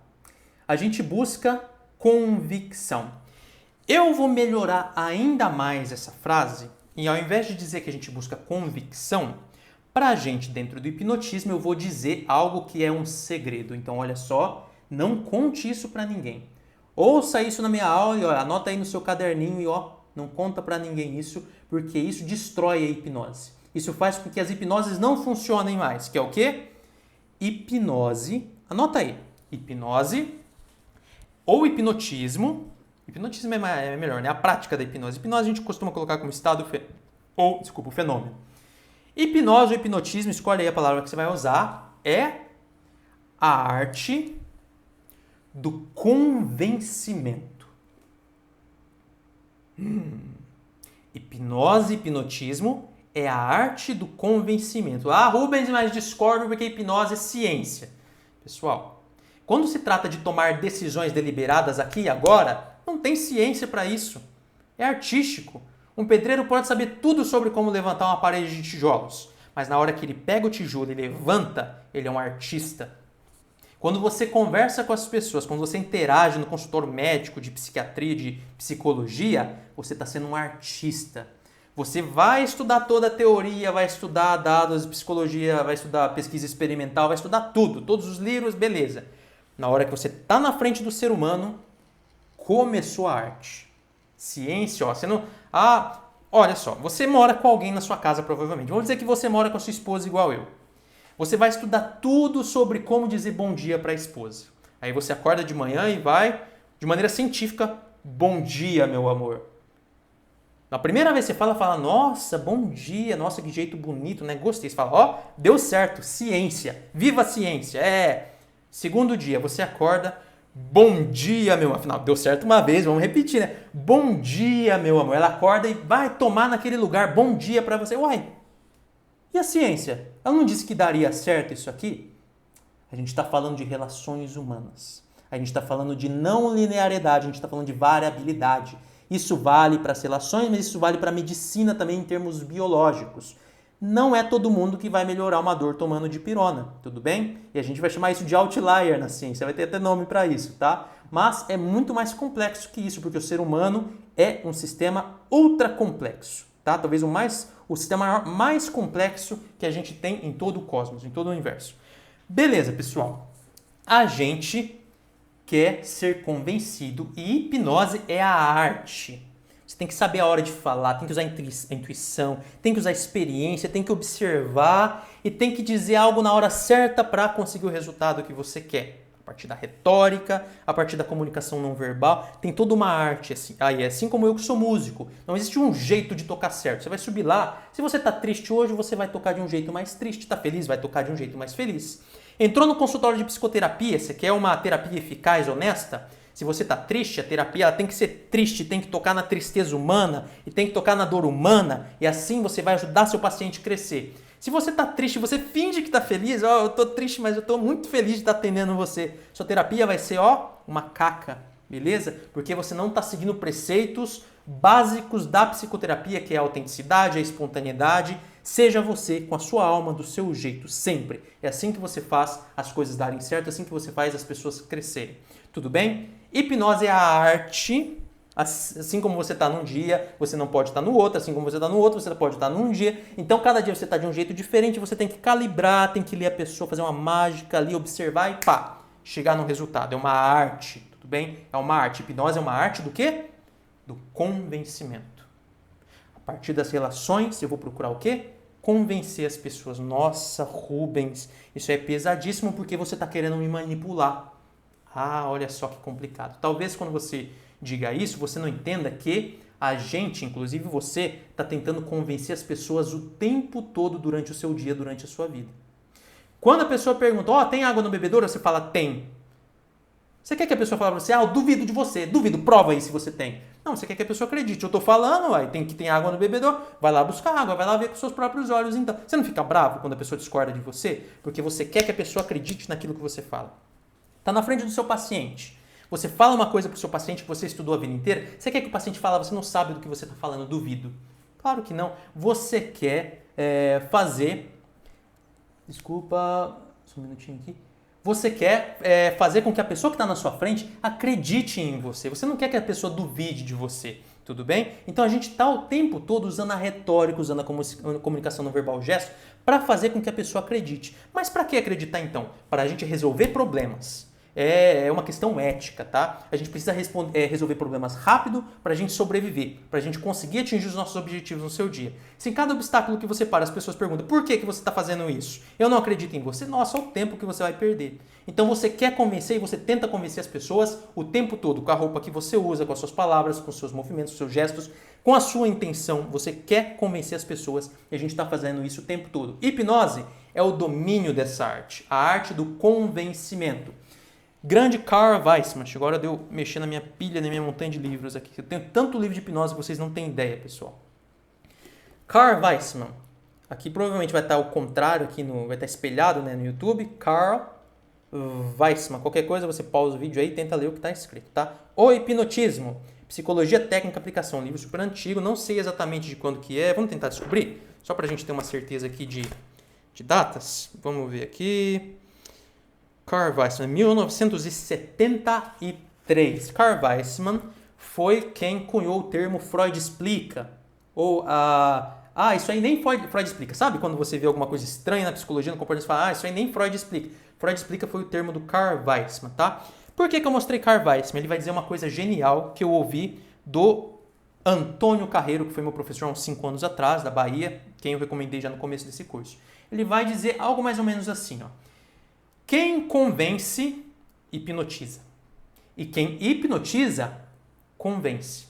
Quem convence, hipnotiza, e quem hipnotiza, convence. Esse é o resumo da frase dele, tá? Ele que foi um austríaco naturalizado brasileiro, ficou muito tempo aqui no Brasil. Na verdade, a frase completa que ele vai dizer é um pouquinho mais complicada. Ele vai dizer que hipnose é o quê? Hipnose é a arte de convencer. Hipnotizar é convencer. E convencer é o quê? Convencer é sugestionar. Sugestionar. Só sugestiona quem convence e só quem convence hipnotiza. Tudo bem? Você vai já entender essa frase com aquela primeira que eu trouxe, que é hipnotizar e convencer. Convencimento. E convencer, desculpa, não é essa frase não. Vamos voltar aqui. Quem convence hipnotiza e quem hipnotiza convence. Pronto, só essa frase já está ótima. Quem convence hipnotiza e quem hipnotiza convence. Na outra frase lá, na frase completa de Weissman, ele usa o termo sugestão. O que é sugestão? É quando você faz alguma coisa com a intenção de que a pessoa com quem você interage tenha um comportamento específico, mas sem que ela perceba que você está manipulando ela. Então você diz uma coisa sem pretensão, lá, não quero nada com nada, tá tranquilo, mas você já diz isso querendo que ela tenha um comportamento específico, manipulação. E a pessoa, sem perceber que ela está sendo manipulada, ela vai lá e tem o comportamento que você gostaria. Tudo bem? Então isso é sugestão, sugestionar as pessoas. Bom, nós somos convencidos e convencemos o tempo todo. Deixa eu avançar aqui. Por que, Rubens, que você falou que isso é um segredo que eu não posso contar para ninguém? Qual o segredo? Que hipnose é a arte do convencimento. Por que você falou isso pra gente? Ah, olha só. Por causa de uma coisa que muitos hipnotistas não fazem ideia. E ficam repetindo um monte de coisas erradas, infelizmente, por aí. Por causa de um fenômeno na psicologia que se chama reatância psicológica. Já ouviu esse termo?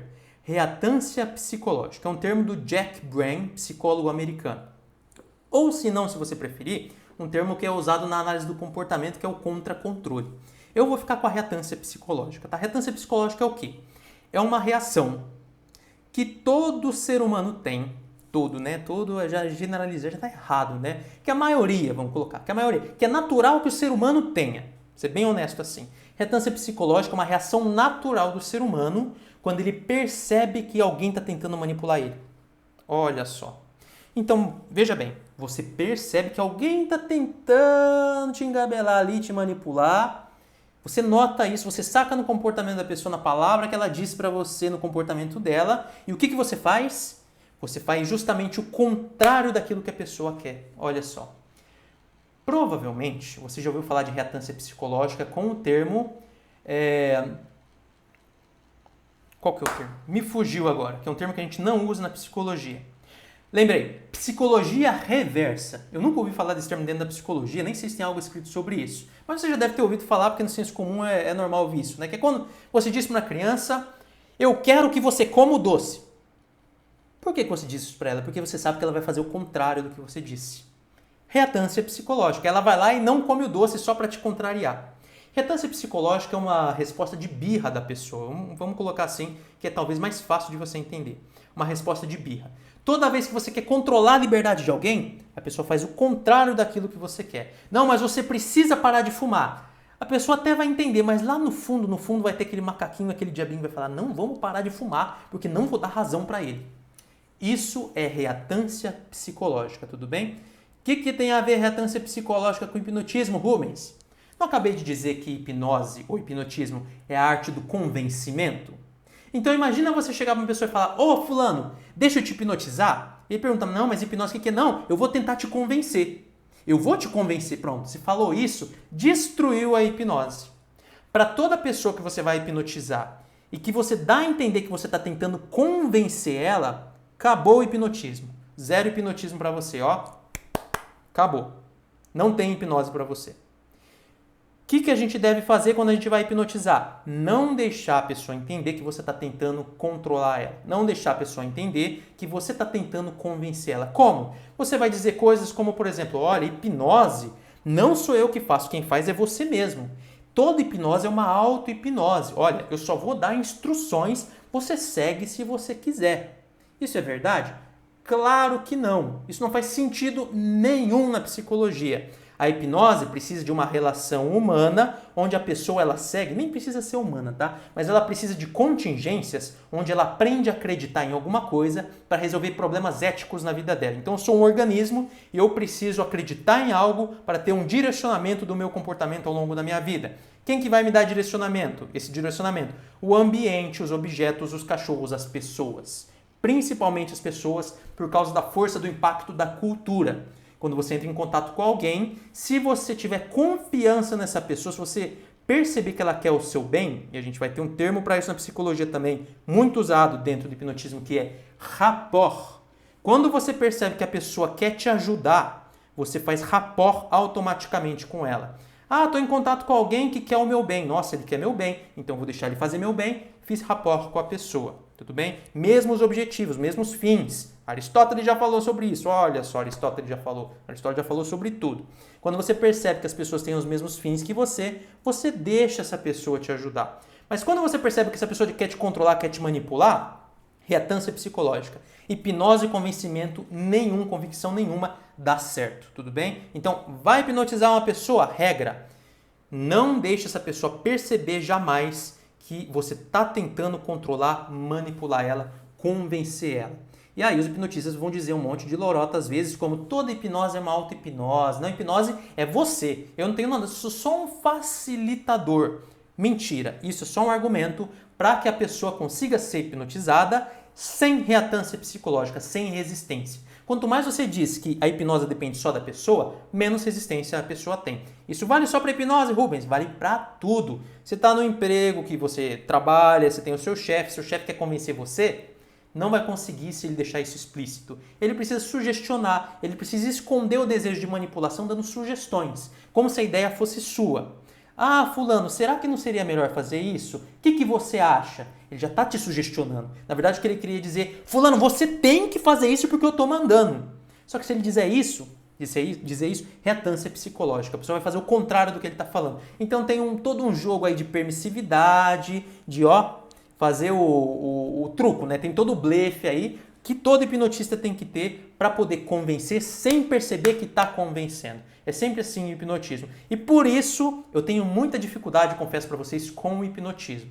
Já pratiquei muito hipnotismo e tal, mas eu tenho uma extrema dificuldade quando eu percebo que eu tenho que blefar, porque eu sou um péssimo jogador de truco, tá? Eu sempre busco a honestidade, porque eu sou da filosofia, Platão, Aristóteles, e para mim a honestidade vem em primeiro lugar, a autenticidade.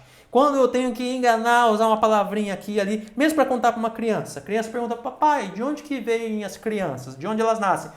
Para dizer para ela que as crianças vêm de uma cegonha, nossa, já sofro já, tem dificuldade, tá? Porque eu gosto de ser honesto e eu entendo também que a honestidade, ela pode causar angústia nas pessoas porque mostra a verdade. Verdade na filosofia é sofrimento. Mas não a verdade em si, mas o descobrimento da verdade. A pessoa vive numa fantasia de descobrir a verdade, nossa, ela vai sofrer. Então, é ruim quando você é honestão demais com a pessoa, tá? Então, no dia a dia, a gente acaba vivendo mentirinhas sem que a gente perceba. Sentar numa sala de aula dura, ficar ouvindo o professor falar é um saco para todo mundo, mas ninguém diz nada. Por que ninguém diz nada? Porque todo mundo já entrou no jogo, já entrou na fantasia. Eu sou o chatão que fala, olha, essa aula aqui tá um saco, não aguento mais ficar sentado. Eu sou honestão e por isso eu posso arranjar mais encrenca, mais conflitos, como já arranjei na minha vida, por apontar aquilo que me desconforta, para tentar melhorar. No hipnotismo, você tem que ter o blefe. Você tem que saber jogar na fantasia, jogar com as esperanças da pessoa, saber convencer, por isso é uma arte. Se você não é bom nisso, se você tem dificuldade com blefe, se você é um péssimo jogador de truque, se você não tem o poker face, a cara de que tá perdendo no truco, sabe? Nossa, minha mão tá terrível. Vai ver, você vai ganhar no truco, mas você finge que não vai ganhar, você finge que tá perdendo para que as pessoas não descubram. Se você tem dificuldade de blefar, de fazer isso, hipnose não é para você. Ou você larga da hipnose, vai fazer outra coisa da sua vida para não perder tempo, ou você desenvolve a arte do blefe, de você entrar na fantasia das pessoas, como fazia Sócrates, aliás. Sócrates, ele sabia as respostas de tudo. Mesmo assim, ele perguntava para as pessoas como se ele não soubesse. E isso foi chamado de ironia socrática. Então, essa poker face, essa necessidade de blefe, é necessário, condição sine qua non necessária pro hipnotismo. Tudo bem? Bom, reatância psicológica, perda de controle, a gente não quer ser convencido, a gente perde nossa liberdade, etc., a gente fica nervoso, birra. O processo mais eficaz envolve autoridade congênita. Isso aqui é legal. Esse é um aprendizado da ética. Lembra que eu falei para vocês que eu aprendi muito mais hipnose fora da hipnose do que na hipnose? A ética vai ensinar uma coisa muito interessante pra gente. Que uma pessoa boa, honesta, ela é melhor percebida através dos gestos, das ações, daquilo que ela faz de ajudar as pessoas, do que ela ficar falando, não, que eu sou a pessoa que ajuda o asilo, que dou leite pro asilo, eu sou a pessoa que ajuda os pobres. Essa pessoa que fala que ajuda os outros, que é uma pessoa boa, ela é mal vista na sociedade. Mesma coisa no hipnotismo.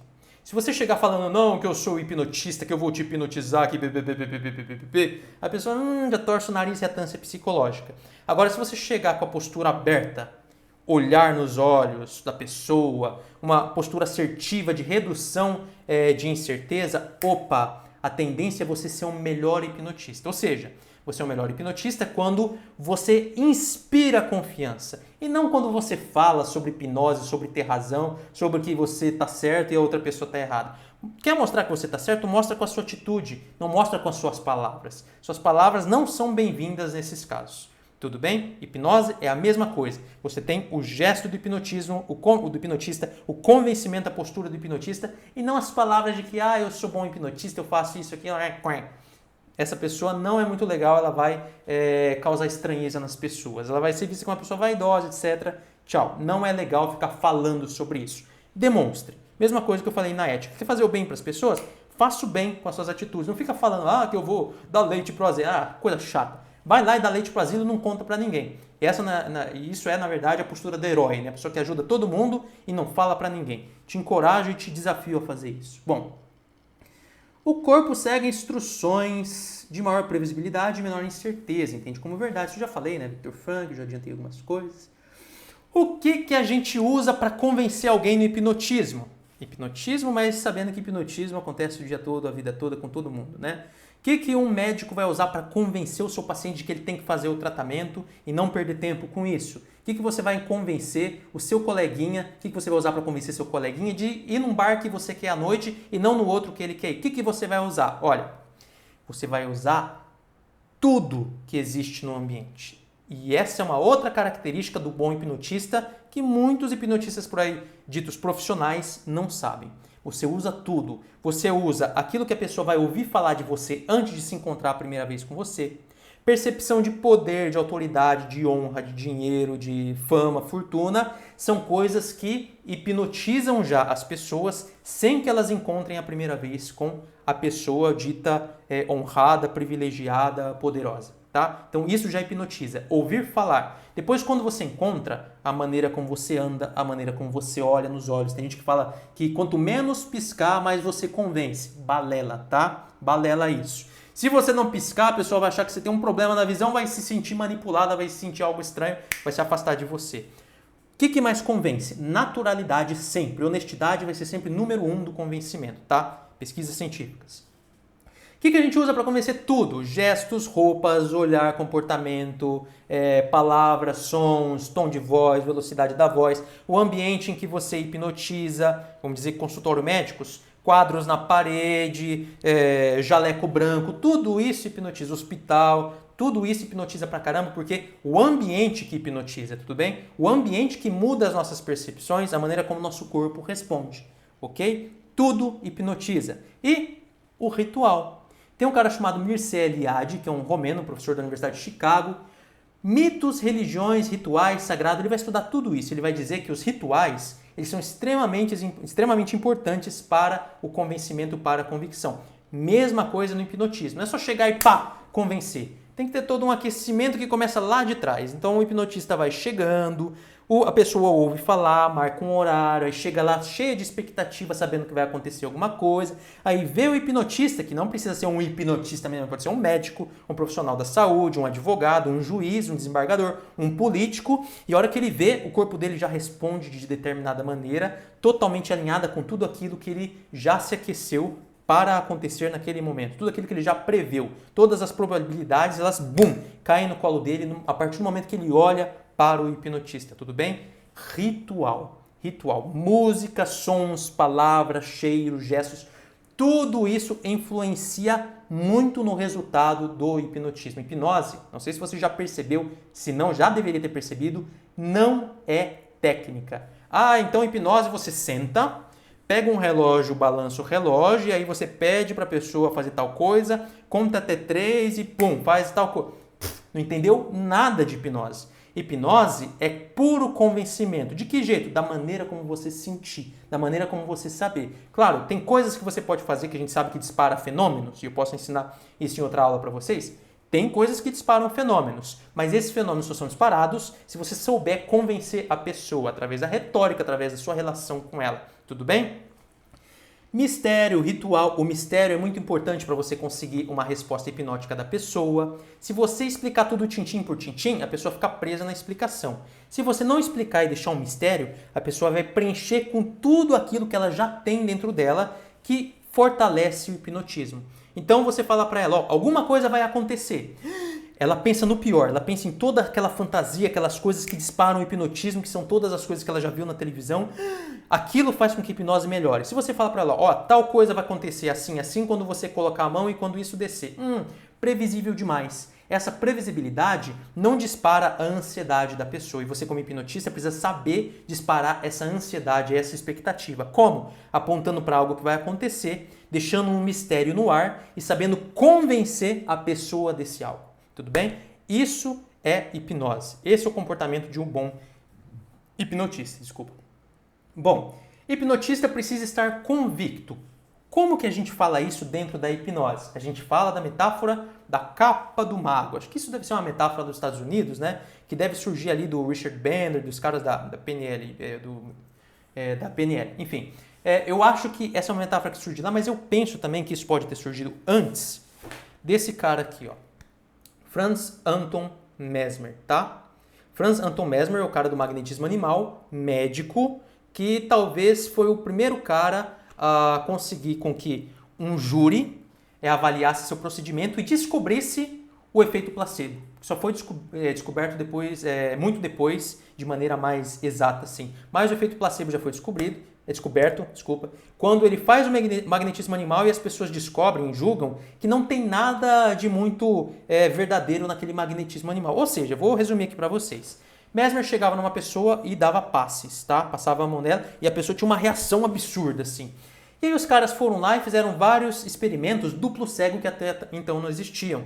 Então eles colocavam uma pessoa lá, de olhos vendados, de costa, e pedia para uma pessoa não dar passe. E depois pedia para outra pessoa dar passe.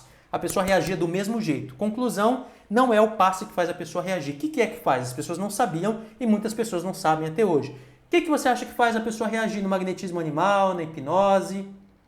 Convencimento.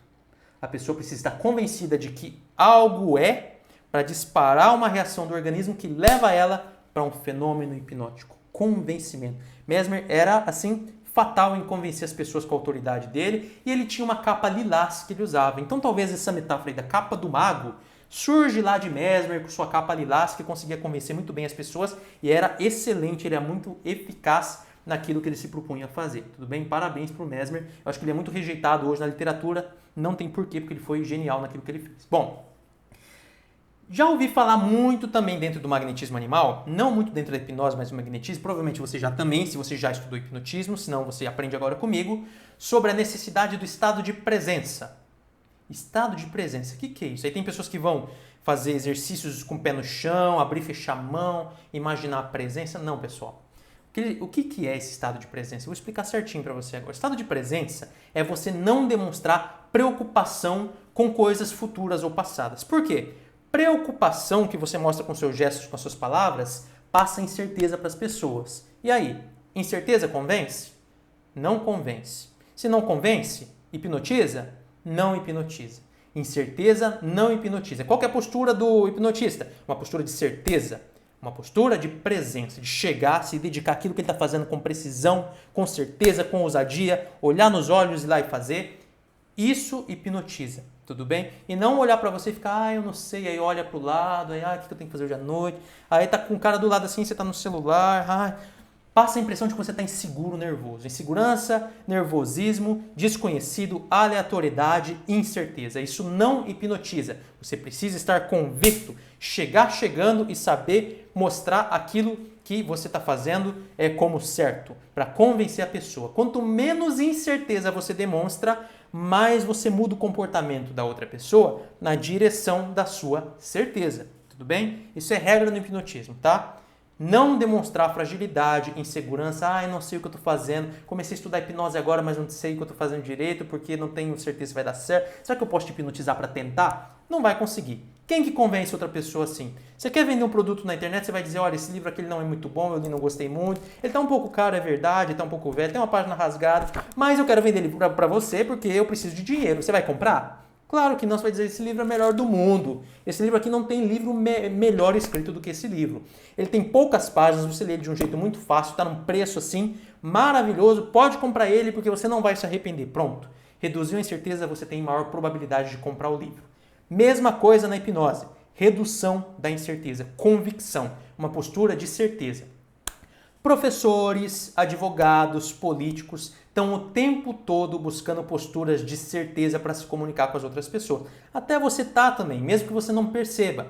Você não conversa assim com as pessoas, desculpa, você vai apresentar um trabalho na faculdade, desculpa pessoal, eu vou apresentar aqui um trabalho, é um trabalho sobre, deixa eu ver o que é, não, você vai lá, bom dia pessoal, vou apresentar hoje aqui um trabalho sobre tal coisa, você demonstra conhecimento, domínio. Por quê? Isso vai mudar sobre o seu conhecimento do assunto? Não vai mudar. Mas vai mudar toda a percepção e avaliação positiva das pessoas que estão te ouvindo. Porque elas vão ficar iludidas, convencidas, fantasiadas, vão ficar em delírio, vão ficar hipnotizadas por aquilo que você fala. Demonstrou incerteza? As pessoas vão ver você como se fosse um pai delas. Porque é o pai que hipnotiza na primeira infância. Tudo bem? Ok. Presença, não preocupação. A dúvida. O que ela faz, a dúvida no hipnotismo? É a maior inimiga do hipnotismo, é a dúvida. A dúvida destrói o processo de hipnose. Tudo bem? Você é um hipnotista, começou a hipnotizar. Se alguém começa a te questionar no meio da hipnose, será que isso aqui vai dar certo? Põe esse cara para correr, não vai dar certo a hipnose com ele, tudo bem? Você está fazendo hipnose de entretenimento, a pessoa começa a questionar demais, ela vai destruir a sua autoridade, o seu convencimento. A dúvida faz isso. Sócrates sabia disso quando percebeu que os sofistas atrás eram grandes hipnotistas. O que Sócrates fazia para destruir a hipnose dos sofistas e mostrar para todo mundo que eles estavam errados, que eles não sabiam o que estavam falando? Ele questionava. Ia lá e questionava os sofistas. Então, olha só. Toda vez que você questiona uma autoridade, a autoridade da pessoa cai. A não ser que a reação dela seja uma reação para exterminar a dúvida. Já vi cursos de hipnotismo onde a pessoa, online, onde a pessoa assim ergue a mão para falar e ele faz uma dúvida questionando a autoridade do professor. O professor fecha o microfone, bate na mesa e chama a atenção do aluno. Pronto, zerou. Aí ele aumentou a autoridade dele, porque ninguém mais vai questionar nada. Ele mostrou que ele sabe o que ele está fazendo, que ele não tem dúvida. A postura de dúvida, de incerteza, é uma postura que demonstra que você não sabe o que você está fazendo. Tudo bem? Se tiver um incêndio e você estiver inseguro, as pessoas não seguem você quando você sair correndo. Elas vão seguir a pessoa que demonstra que sabe onde está a saída de emergência. E não você que está hesitando, eu não sei onde está a saída de emergência. A pessoa acha que você que está hesitando vai morrer queimado. Ela vai seguir o comportamento de menor incerteza. E a gente funciona assim o tempo todo, seguindo pessoas que têm certeza na sociedade. A gente não quer incerteza, a gente quer seguir a certeza. Ok? Tem palavras aqui que eu coloquei que são mais ou menos sinônimas, está dentro de uma classe de palavras para incerteza. Que são palavras que eu tirei do livro Antifrágil do Nassim Taleb, que é um matemático especialista em incerteza. Olha só, cara, especialista em incerteza, que coisa. Que palavras são essas? Preocupação, hesitação, dúvida, variabilidade, conhecimento imperfeito e incompleto, acaso, caos, volatilidade, desordem, entropia, tempo, desconhecido, aleatoriedade, tumulto, estressor, erro, dispersão de resultados, desconhecimento. Todas essas reações são as reações inimigas dos hipnotistas. Ah, Rubens, fala de novo. Não, volta aí o vídeo, porque está gravado e você ouve isso aí, reduzindo a velocidade. Eu sou músico, reduzindo o andamento. Reduzindo a velocidade do vídeo e você anota palavra por palavra e com calma, tá? Ou se não, lê lá o livro Antifrágil, do Nassim Taleb. Você não pode hesitar enquanto hipnotista, tá bom? Quer convencer, quer fazer uma hipnose de sucesso, não pode hesitar. Tem que ter 100% de certeza no seu comportamento, ainda que certeza não exista. Finge que exista. Blefe. É esse o comportamento do hipnotista. Bom, a pessoa que é hipnotista precisa ser ousada. Você é uma pessoa ousada? Ela precisa ser meio entrona. Tem pessoas que dizem o seguinte dentro do hipnotista, que existe o toque não sexual ou o toque de dominância, que é o quê? Você encosta no ombro da pessoa para ter mais autoridade e convencer melhor ela. Ou toca dentro do pulso. Eu nunca concordei muito com isso. Sabe por quê? Tudo bem, pode ter estudos mostrando que todo mundo que foi tocado cedeu mais ao convencimento da pessoa, à persuasão. Beleza, mas veja só. Quando você conversa com as pessoas, em quantas pessoas você toca aleatoriamente? Assim? Você toca no peito, no ombro, na cabeça? Você não sai tocando nas pessoas. Quem que toca nas outras pessoas? Pessoas ousadas, pessoas que são entronas. Você é uma pessoa que é entrona, você é ousada, você entra no espaço pessoal do outro? O hipnotista entra para hipnotizar. Ele tem que entrar, senão ele não consegue hipnotizar. Então, quando a pessoa toca a outra, ela está invadindo o espaço dela. Opa, como que a pessoa teve coragem de invadir meu espaço? Ela vai pensar, não, essa pessoa ela não é maluca. Ela sabe o que ela está fazendo. É isso que a gente conclui, mesmo que inconscientemente, de forma implícita. Essa pessoa sabe o que ela está fazendo, ela está encostando em mim. Se ela sabe o que ela está fazendo, então ela pode ser perigosa. Então, olha só, ela sabe, ela tem certeza, ela sabe coisas que eu não sei. Começa a passar um monte de coisa na nossa cabeça num simples toque. Tudo bem? Numa invasão de privacidade. Você que recebeu o toque da pessoa, do hipnotista, acha que a pessoa pode saber melhor o que está fazendo e por isso você cede. Tudo bem? E quando você cede uma vez ao convencimento, surge uma cascata de fenômenos de convencimento de crenças, tá? Que a gente vai chamar por Weizsäcker de heteroação. O que é heteroação? Te convenci de alguma coisa, pronto. A probabilidade de eu te convencer de outras coisas só aumenta. À medida que você vai convencendo a pessoa de uma coisa, de outra, você para de questionar. Sua resistência, cai. Você perde a retância psicológica e começa a ser convencido de tudo que a pessoa está falando. Isso se chama heteroação. Tudo bem? Bom, o hipnotista nunca está errado. Tudo que ele faz com certeza. Eu vou hipnotizar. Na minha cabeça eu acho que vai estar tudo errado, a hipnose não vai dar nada certo, mas eu mostro que vai dar certo. Hipnotizei você. Opa, deu errado. Não, mas o errado não sou eu. O errado é você que não está preparado para a hipnose, você não tem concentração, não tem imaginação. Pronto. O hipnotista é uma pessoa safa. Ele se safa de um jeito, ele é super malandro, é o blefe, é o truco, é o poker, tá? Tem que ter cara de pau, tem que ser usado. Você faz uma hipnose e não deu certo, finge que é aquilo que tem que acontecer mesmo. Finge que é a pessoa que está errada, finge que a pessoa não está num bom dia, finge que tem alguma coisa acontecendo ali, mas você precisa convencer. Relógio, já viu o negócio do relógio? Não tem nenhum pêndulo aqui, nenhuma coisa que eu possa balançar na minha frente para mostrar para vocês, mas o hipnotismo tem a coisa do relógio, né? Balançar relógio. Para que serve balançar o relógio na frente dos olhos da pessoa? Vou mostrar para vocês.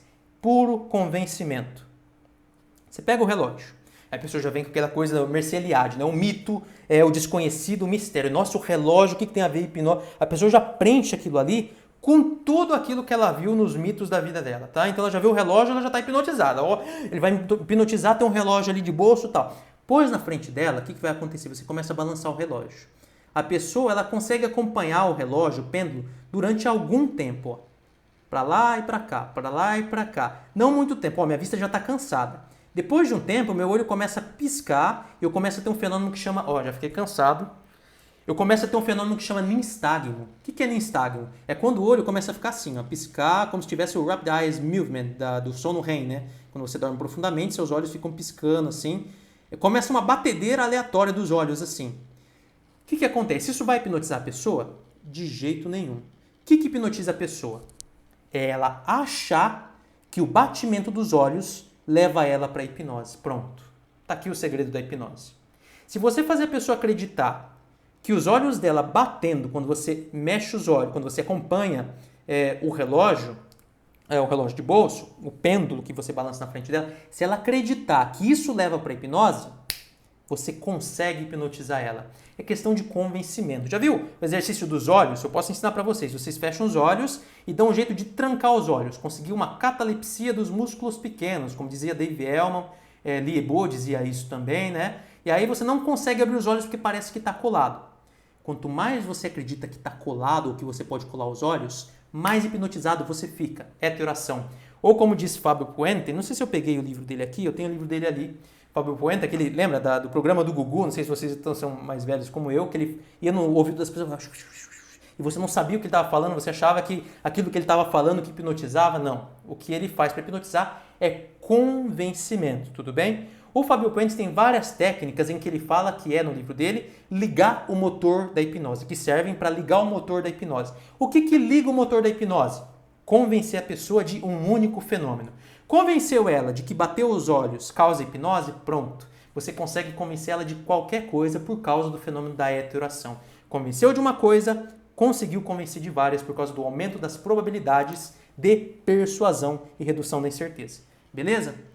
Bom, deixa eu tentar seguir aqui. Bom, quando a pessoa fica presa numa ideia, quando a pessoa é hipnotizada, vamos colocar assim, ela fica presa numa fantasia, tá? Por isso, eu repito mais uma vez, eu tenho uma certa distância com a hipnose, porque eu sou da filosofia e eu gosto de tirar as pessoas da hipnose. Como fazia, por exemplo, está na hora de mostrar outro livro aqui, como fazia Milton Erickson, que é uma pessoa que eu sou extremamente fã pela maneira como ele fazia o hipnotismo. Deixa eu ver se eu peguei o livro dele aqui, acho que não. Milton Erickson, cadê você? Aqui, ó. O Homem de Fevereiro. Esse era um hipnotista genial e, aliás, é a única hipnose recomendada pelo Conselho Federal de Psicologia, tá? Que é a hipnose ericksoniana, totalmente alinhada aí com a psicologia humanista, com a psicoterapia. Esse cara era um gênio, tá? Você lê as transcrições das terapias dele aqui, totalmente genial, fazia uma terapia bem personalizada, escutava o paciente. Esse era o grande hipnotista, tá bom? Milton Erickson, ele vai dizer o quê? Ele vai dizer que o difícil não é hipnotizar as pessoas, é tirar as pessoas da hipnose. E hipnotista jovem, que começa a estudar agora, não entende o que ele está falando. Eu vou traduzir o que ele está falando. Ele está dizendo que toda a realidade que a gente vive é uma fantasia. Rubens, você está surtando, o que é isso? A realidade existe. Olha o copo aqui de novo, ó. Estou batendo nele, estou escutando o som, é real isso aqui. É real? Sei. Pega lá em Platão, já começa por ele. Você vai ver que o mundo é pura sombra, que não sei o que lá, que a gente vive na caverna. Pega Husserl, da Husserl, nome difícil, alemão, não sei falar alemão. Edmund Husserl. Pega da fenomenologia. Você vai ver lá também. Questões se a realidade é real ou não. Merleau-Ponty. Pega Heidegger. Pega Wittgenstein, da linguística. Pega Kant. Pega até Chomsky também. Será que a realidade ela existe? Será que ela é como a gente imagina que ela é? Não vou me aprofundar nisso, mas eu vou dizer para você que não. Tudo que a gente acredita na realidade são percepções distorcidas que a gente precisa acreditar de maneira pragmática para a gente ter um modo de ação na nossa vida e garantir a nossa sobrevivência. Isso não significa que a realidade é aquilo que a gente está enxergando. Ai, Rubens, eu vou surtar assim, vou entrar em delírio. Cuidado. Tem gente que parte para um negócio que chama... como é que é o nome disso aqui? Está me fugindo as palavras hoje. Idealismo, realismo... Esqueci. Depois eu falo para vocês em outra aula, vou lembrar aqui, vou deixar anotado. Está anotado, mas é uma parte da filosofia que acredita que a única coisa que existe é a nossa mente que observa. Não existe mais nada. A única coisa que existe é a gente. Todo o resto é uma criação da nossa mente. Tudo bem? Tem pessoas que partem para isso aí, existem boatos que essas pessoas elas partem para uma psicose aí. Não acredito muito nisso, mas dentro dos manuais ali de psicologia, de psiquiatria, manuais nosológicos, vão dizer que se você pensar muito sobre a realidade, você pode dissociar, entrar aí num transtorno de pânico. Então, cuidado com essas teorias muito malucas, tá? Tenta se apegar àquilo que é real no seu dia, que resolve os problemas, mas sempre questionando. Por que eu estou falando tudo isso? Quando você hipnotiza alguém, quando você convence, o que você quer é colocar uma pessoa numa fantasia que você cria para ela, tudo bem? Você coloca ela numa fantasia. O que é difícil, na verdade, de fazer? Hipnotizar? Não, como Milton Erickson dizia, não é criar uma fantasia para a pessoa. Vê o tanto de gente aí fanática por política. Hitler conseguiu aprovação na política dele de mais de 90%. Eu sempre penso que o problema não era o que Hitler pensava, o que Hitler fazia. São os 90% que seguiam Hitler. Por quê? Freud vai estudar lá na psicologia das massas, a gente vai estudar até hoje dentro da persuasão. O difícil no hipnotismo é tirar as pessoas do delírio, tirar as pessoas da hipnose, tá? Milton Erickson, concordo 100% aqui com ele. A gente vive numa fantasia. Como tirar as pessoas da fantasia? Rubens, não entendi nada do que você está falando. Desafio para você então, você vai entender exatamente. Se você for lulista e conhecer um bolsonarista, liga para ele agora e tenta convencer ele de que Lula tá certo. Vê se você vai conseguir. Se você for bolsonarista e conhecer um lulista, liga aí pro lulista e tenta convencer ele de que o Bolsonaro tá certo. Você vai ver que o mais difícil na vida é tirar as pessoas da hipnose. As pessoas se agarram a convicções e não soltam mais. Tem pessoas que morrem pela própria convicção. A casa está pegando fogo, a casa está caindo, está tudo dando errado na vida da pessoa, mas ela está lá com a convicção dela, totalmente torta, mas está. As pessoas fazem isso, elas se apegam, elas precisam, elas têm necessidade de sentido. A pessoa que tem mais saúde mental é quem? A pessoa que consegue mais variabilidade, que consegue ser flexível, resiliente. E não a pessoa que tem uma rigidez mental, tudo bem? Que tem uma crença. Quanto mais a pessoa conseguir ter rigidez mental, talvez mais fácil você consegue colocar uma ideia na cabeça dela, tá bom? Hipnotismo. Vamos avançar. O que a gente chama de hipnose se eu estou dizendo para você que hipnose é tudo? Eu espero que você tenha entendido isso, assim como o Milton Erickson entendeu, que hipnose é tudo. Hipnose é acreditar que esse copo é um copo, que minha voz é minha voz, que esse mouse que eu estou aqui mexendo agora é um mouse, que essa caneta é uma caneta, que eu estou sentado. Isso é hipnose. Você acreditou nisso? Beleza, você está hipnotizado. Você acreditou que a realidade é o que é? Está hipnotizado. Difícil tirar você dessa crença, tá? Mas se hipnose é tudo, o que a gente vai chamar de hipnose nos livros, na literatura? O que é hipnose na literatura? Na literatura a gente vai chamar de hipnose coisas bem específicas, que são, vou resumir para vocês de um jeito fácil de entender, tudo aquilo que acontece com o ser humano que não acontece de maneira normal no dia a dia. Quando você vai comprar pão na padaria, o padeiro te diz bom dia, ele vende o pão para você. Você vê o padeiro lá achando que é outra pessoa, esquecendo o próprio nome, ou se não deitado no chão com os olhos virados? Você vê isso? Provavelmente não. Então, você vai chamar de hipnose somente quando você vê essas coisas diferentes acontecendo. Uma pessoa foi tirar sangue e desmaiou? Desmaio é hipnose. Não sei se você sabe, mas desmaio, eu vou colocar depois para você daqui a pouquinho, que desmaio é uma das fases da nosologia de Charcot para o transe hipnótico, tá bom? Quando você vê que uma pessoa desmaiou numa religião ou em algum lugar, opa, você já vai ver que é algo estranho. Ali já é hipnose, tudo bem? Viu que a pessoa não está falando coisa com coisa, está com a pupila dilatada? Hipnose, ok? Isso é hipnotismo, quando algo sai do normal. Porque no dia a dia normal a gente não vai chamar de hipnose. Vai chamar de hipnose quando sai da normatividade, tá? Isso tá certo? Não tá certo. O ideal seria chamar tudo de hipnose, o processo cognitivo estocástico de hipnose. Mas a gente não chama assim. Eu preciso ensinar o certo para você que está aqui na literatura, que as pessoas chamam no senso comum, que é hipnose é quando algo sai do normal no corpo do ser humano. Que jeito que tem que sair do normal? Porque tem que sair de um jeito específico. Não vai ser só uma raiva. Tem que sair de um jeito bem específico. Que jeito é esse? Primeiramente, é um jeito que foi chamado de magnetismo animal, como ensinado nesse livro aqui super antigo que eu tenho. Magnetismo, hipnotismo e sugestão, que eu recomendo, ó, de Paul Jagot, tá? Francês. Aqui ensina tudo sobre magnetismo, presença, não sei o que lá. É um puro método de convencimento disfarçado, ok? Magnetismo animal. Certo. O que o magnetismo gera no corpo da pessoa? Ela vai entrar em um estado dissociativo profundo, que foi estudado por Ivan Pavlov, que estudou muito hipnotismo, ganhador do Prêmio Nobel de Fisiologia, um fisiologista russo. Tem outro livro aqui dele também. Os dois vão falar sobre hipnotismo.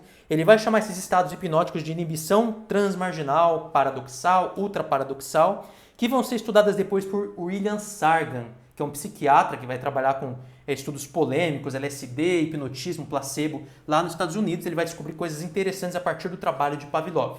Então, vamos lá. O magnetismo animal, ele leva para estados profundos de hipnose, que são estados dissociativos, dividido pelo pai da neurologia Jean-Martin Charcot em 3 fases.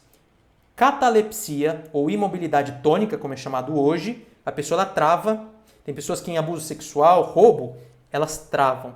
Pessoas, quando vai cair de avião, a gente acha que, nossa, avião teve um problema. A pessoa ela vai, eu tô com medo e tal, vai começar a gritar, vai sair correndo, vai fumar um cigarro. A pessoa trava, gente. Muitas pessoas, nossa, tem um perigo grave, não tem nada para fazer. A pessoa trava, ela vira uma estátua, tudo bem? Essa é a catalepsia, imobilidade tônica. É um jeito de fugir da realidade para não ter sofrimento. Porque se eu ficar sofrendo ali, eu posso ter uma parada cardíaca, tudo bem? Eu posso ter um AVC. Então não é legal. Como que eu vou fugir da realidade de maneira que eu não sofra, que meu organismo não pare? Eu vou dissociar. 3 estados dissociativos. Catalepsia. Segundo, Jean-Martin Charcot ainda, neurologista. Letargia. A letargia é o desmaio.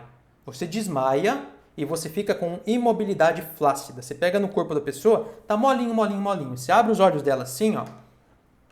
Ela tá com o olho com a esclera à mostra.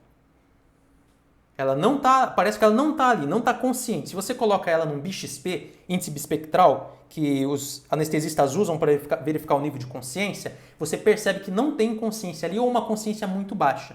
Ah, Rubens, mas ela está dormindo? Não está dormindo, por causa da sintomatologia.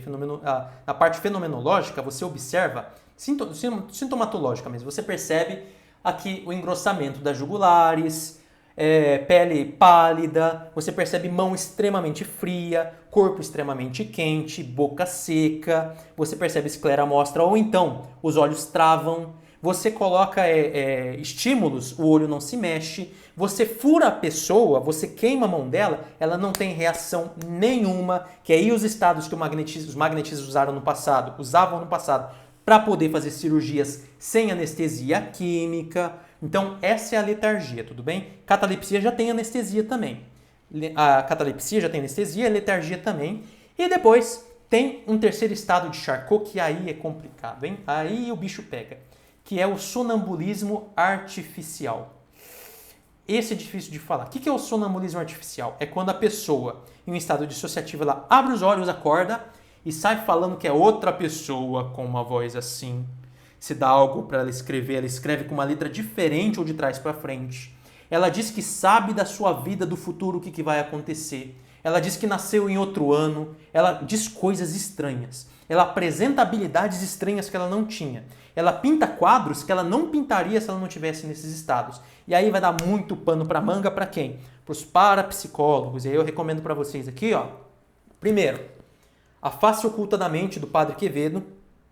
Parapsicologia, que é um método, que é uma área que eu não sei se posso dizer da ciência, mas é uma área que investiga fenômenos paranormais a partir de um método próprio, mais fenomenológico e tal. E depois os 2 tomos As Forças Físicas da Mente, tomo 1 e tomo 2, tá? Que é do Padre Quevedo também. Aqui uma abordagem mais antiga, mas eu apresento para você uma abordagem bem científica que você que vai estudar hipnotismo, já estuda, deveria conhecer, que é a psicologia anomalística, que é uma área da psicologia estudada na USP, Magaldi na USP, acho que não, Magaldi é o Jung, cara. Esqueci o nome dele agora, eu falei. Deixa eu ver aqui se eu acho a tradução. Peraí que tem um cara fantástico ali, ali ó. O Wellington Zangari. Esse cara ele é fantástico, é um grande estudioso da psicologia anomalística, tá? Ele é um professor da USP, ele está lá no departamento de psicologia anomalística e o livro que eu recomendo é Variedades da Experiência Anômala, onde eles vão estudar todos os fenômenos bizarros e estranhos da ciência a partir do método científico e vão falar coisas fantásticas aqui que você mesmo, psicólogo que não estuda hipnotismo, deveria conhecer, tudo bem? Porque provavelmente no seu consultório vai aparecer pessoas de religiões falando que tem fenômenos estranhos. Aqui está a resposta, você vai encontrar muitas coisas aqui. Beleza? Bom, sonambulismo artificial. Charcot mesmo, neurologista, lembrei aqui que eu até separei um livrinho para falar disso. Ele, uma vez por semana, na Salpêtrière, que era o hospital onde ele tratava das histéricas, ele vai investigar os fenômenos de sonambulismo artificial com pessoas que faziam previsões, falavam do futuro, e essa descrição está no livro de São Michel, tá? Em uma das páginas aqui, o cara, acho que eu até marquei aqui, ó, onde ele fala, no ponto Charcot seguramente razão, tem Charcot seguramente razão, por mais críticas que possam dirigir-lhe à escola de Nancy, Florel, Mo e outros mais, ele vai falar de como que Charcot atendia as histéricas e vai falar que um dia da semana ele tratava só do sonambulismo artificial, que é um fenômeno extremamente bizarro da psiquiatria, onde a pessoa lá apaga e surge um alter ego como se fosse uma outra pessoa, como se existisse outra pessoa dentro dela. Tudo bem? A religião vai nadar de braçada em cima disso. Ok, bom. Essas são as hipnoses de estado que surgem do magnetismo animal, mas que a hipnose não verbal hoje em dia vai tratar também. Qual outro tipo de hipnose que a gente vê muito, que teve maior aparecimento? Lá no... Deixa eu ver se eu tenho um livro aqui sobre isso. Não, esse aqui eu não tenho. Lá no período da escola de Nancy, na França, com os estudantes, os alunos de Charcot, que vão para um outro caminho oposto do de Charcot e vão brigar com ele. A escola de Nancy, que é a hipnose cognitiva, de alterações cognitivas complexas. Simples. Você vai, através do hipnotismo, fazer com que a pessoa tenha delírios bem programados, bem controlados, não vai ser delírios psicóticos sem controle nenhum. Você quer que a pessoa delire, ela delira enquanto você quiser, quando você não quer, ela para. Então, você vai ter o controle sobre o delírio da pessoa, sobre as alucinações, sobre as ilusões, que é você distorcer a realidade. Você vai ter controle sobre a amnésia que a pessoa pode ter, sobre talvez as lembranças, porque é isso que eles acreditavam antes, que você podia acessar, Freud mesmo acreditava nisso, que você podia acessar qualquer lembrança da pessoa através do hipnotismo. Hoje a gente já tem aquele negócio da criptomnésia, das memórias falsas, então, opa, calma aí. Talvez a gente não consiga acessar as memórias, mas somente reconstruir as memórias que a pessoa já tem e que pode nem ser as memórias do que aconteceu de fato. Então, cuidado aí. Mas vai se dizer muito sobre essa hipnose, vai se estudar muito essa hipnose cognitiva complexa lá na escola de Nancy com o Liébaud e Barnheim. Barnheim, que foi o professor de Freud. Tudo bem? Liébaud e Barnheim, dois grandes médicos que estudaram aí o hipnotismo. Então, as hipnoses que tem são essas, tá, pessoal?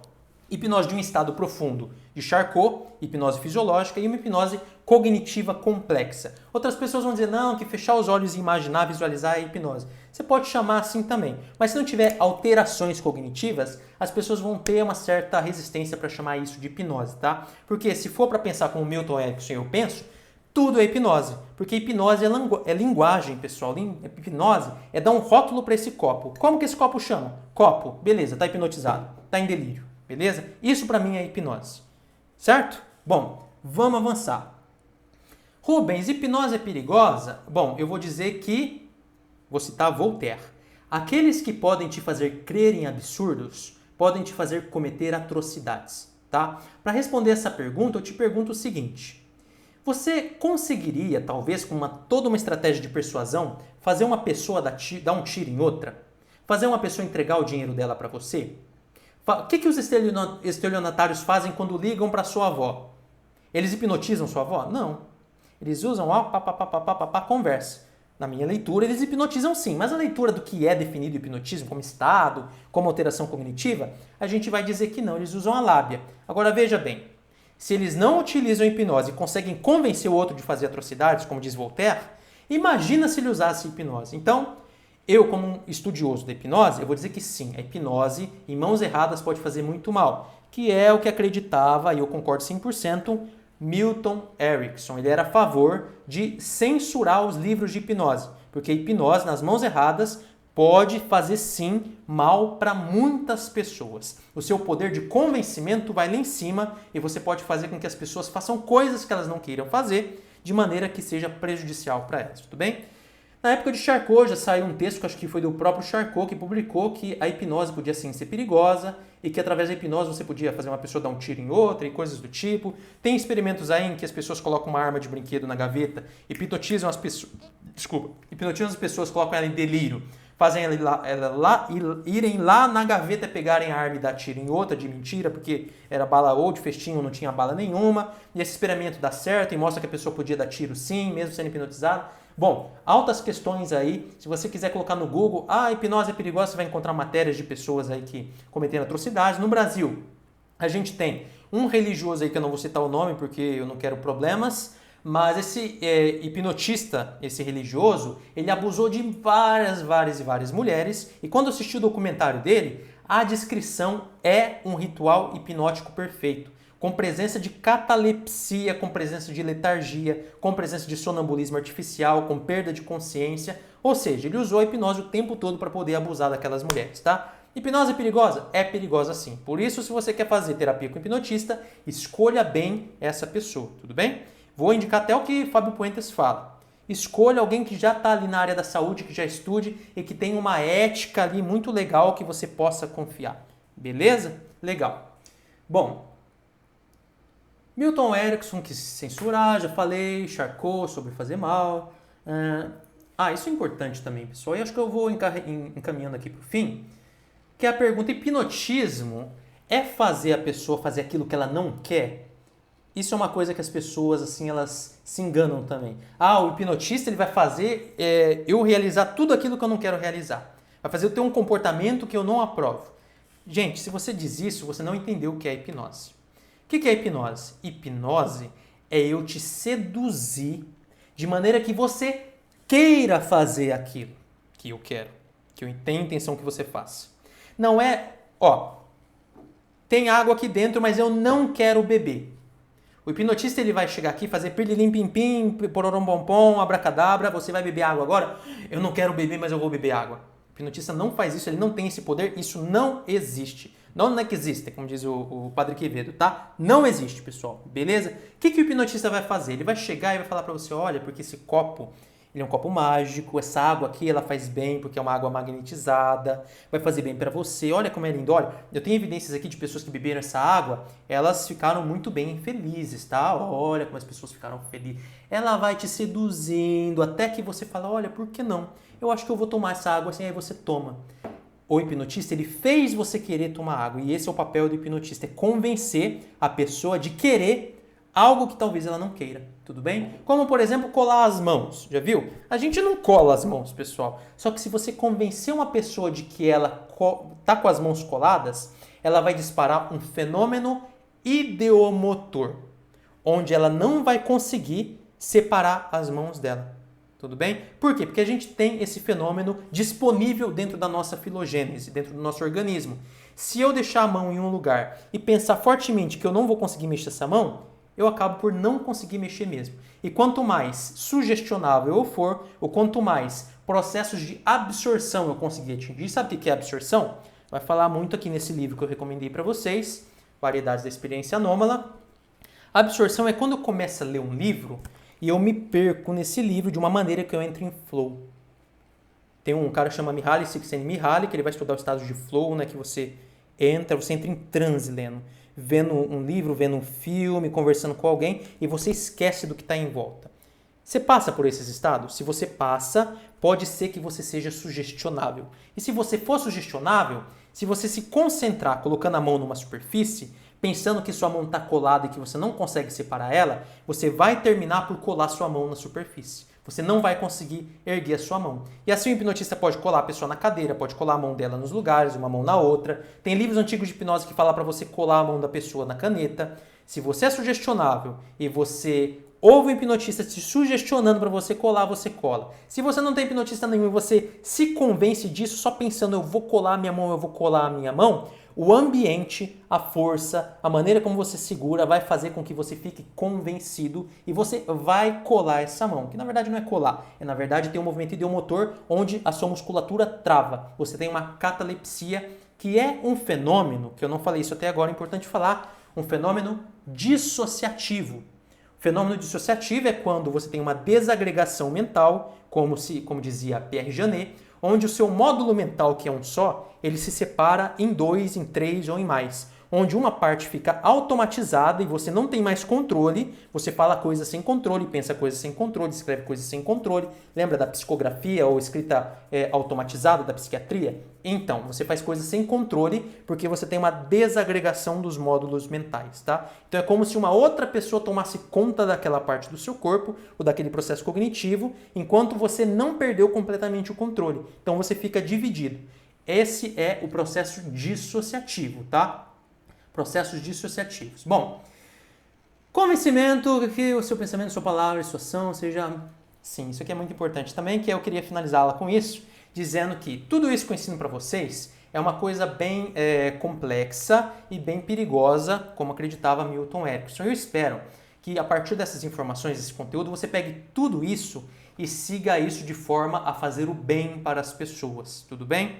A ser uma pessoa honesta, prudente, virtuosa e que o seu pensamento, sua palavra e sua ação sejam coerentes com o seu coração, que é a frase de Tolstói, é um Tolstói que eu queria terminar essa aula com vocês. Que o seu pensamento, que a sua palavra e a sua ação sejam coerentes com o seu coração. Se você quiser tirar proveito das pessoas, se você quiser manipular os outros para fins próprios, a sua hipnose tende a dar muito errada e as pessoas tendem a perceber a sua malícia, se afastar de você e você cai no limbo, tudo bem? Seja uma pessoa prudente, faça o bem com todas essas estratégias que eu estou passando para vocês, tudo bem? Eu vou terminar a aula por aqui e eu queria que vocês comentassem se vocês gostaram dessa aula aqui embaixo nos comentários do YouTube ou em outro lugar que você estiver vendo esse vídeo, para eu saber se eu continuo dando essas aulas ou não. Porque se eu continuar, eu vou para a parte prática, ensinar vocês a dispararem fenômenos fisiológicos de transe profundo e fenômenos de alterações cognitivas, tudo bem? Então comentem aqui embaixo se vocês gostarem, continua, se não eu interrompo aqui porque eu não estou ganhando nada com isso também, a não ser passar e compartilhar a informação para vocês, que é um ato de caridade que também faz muito bem de acordo com a ciência e a filosofia. Façam caridade, é muito importante, ok? Então eu termino essa aula aqui, eu espero ter ajudado vocês, tirado as dúvidas de vocês, espero que vocês façam muito bom proveito desse conteúdo, tudo bem? Fiquem em paz, grande abraço, tudo de bom, tchau para vocês.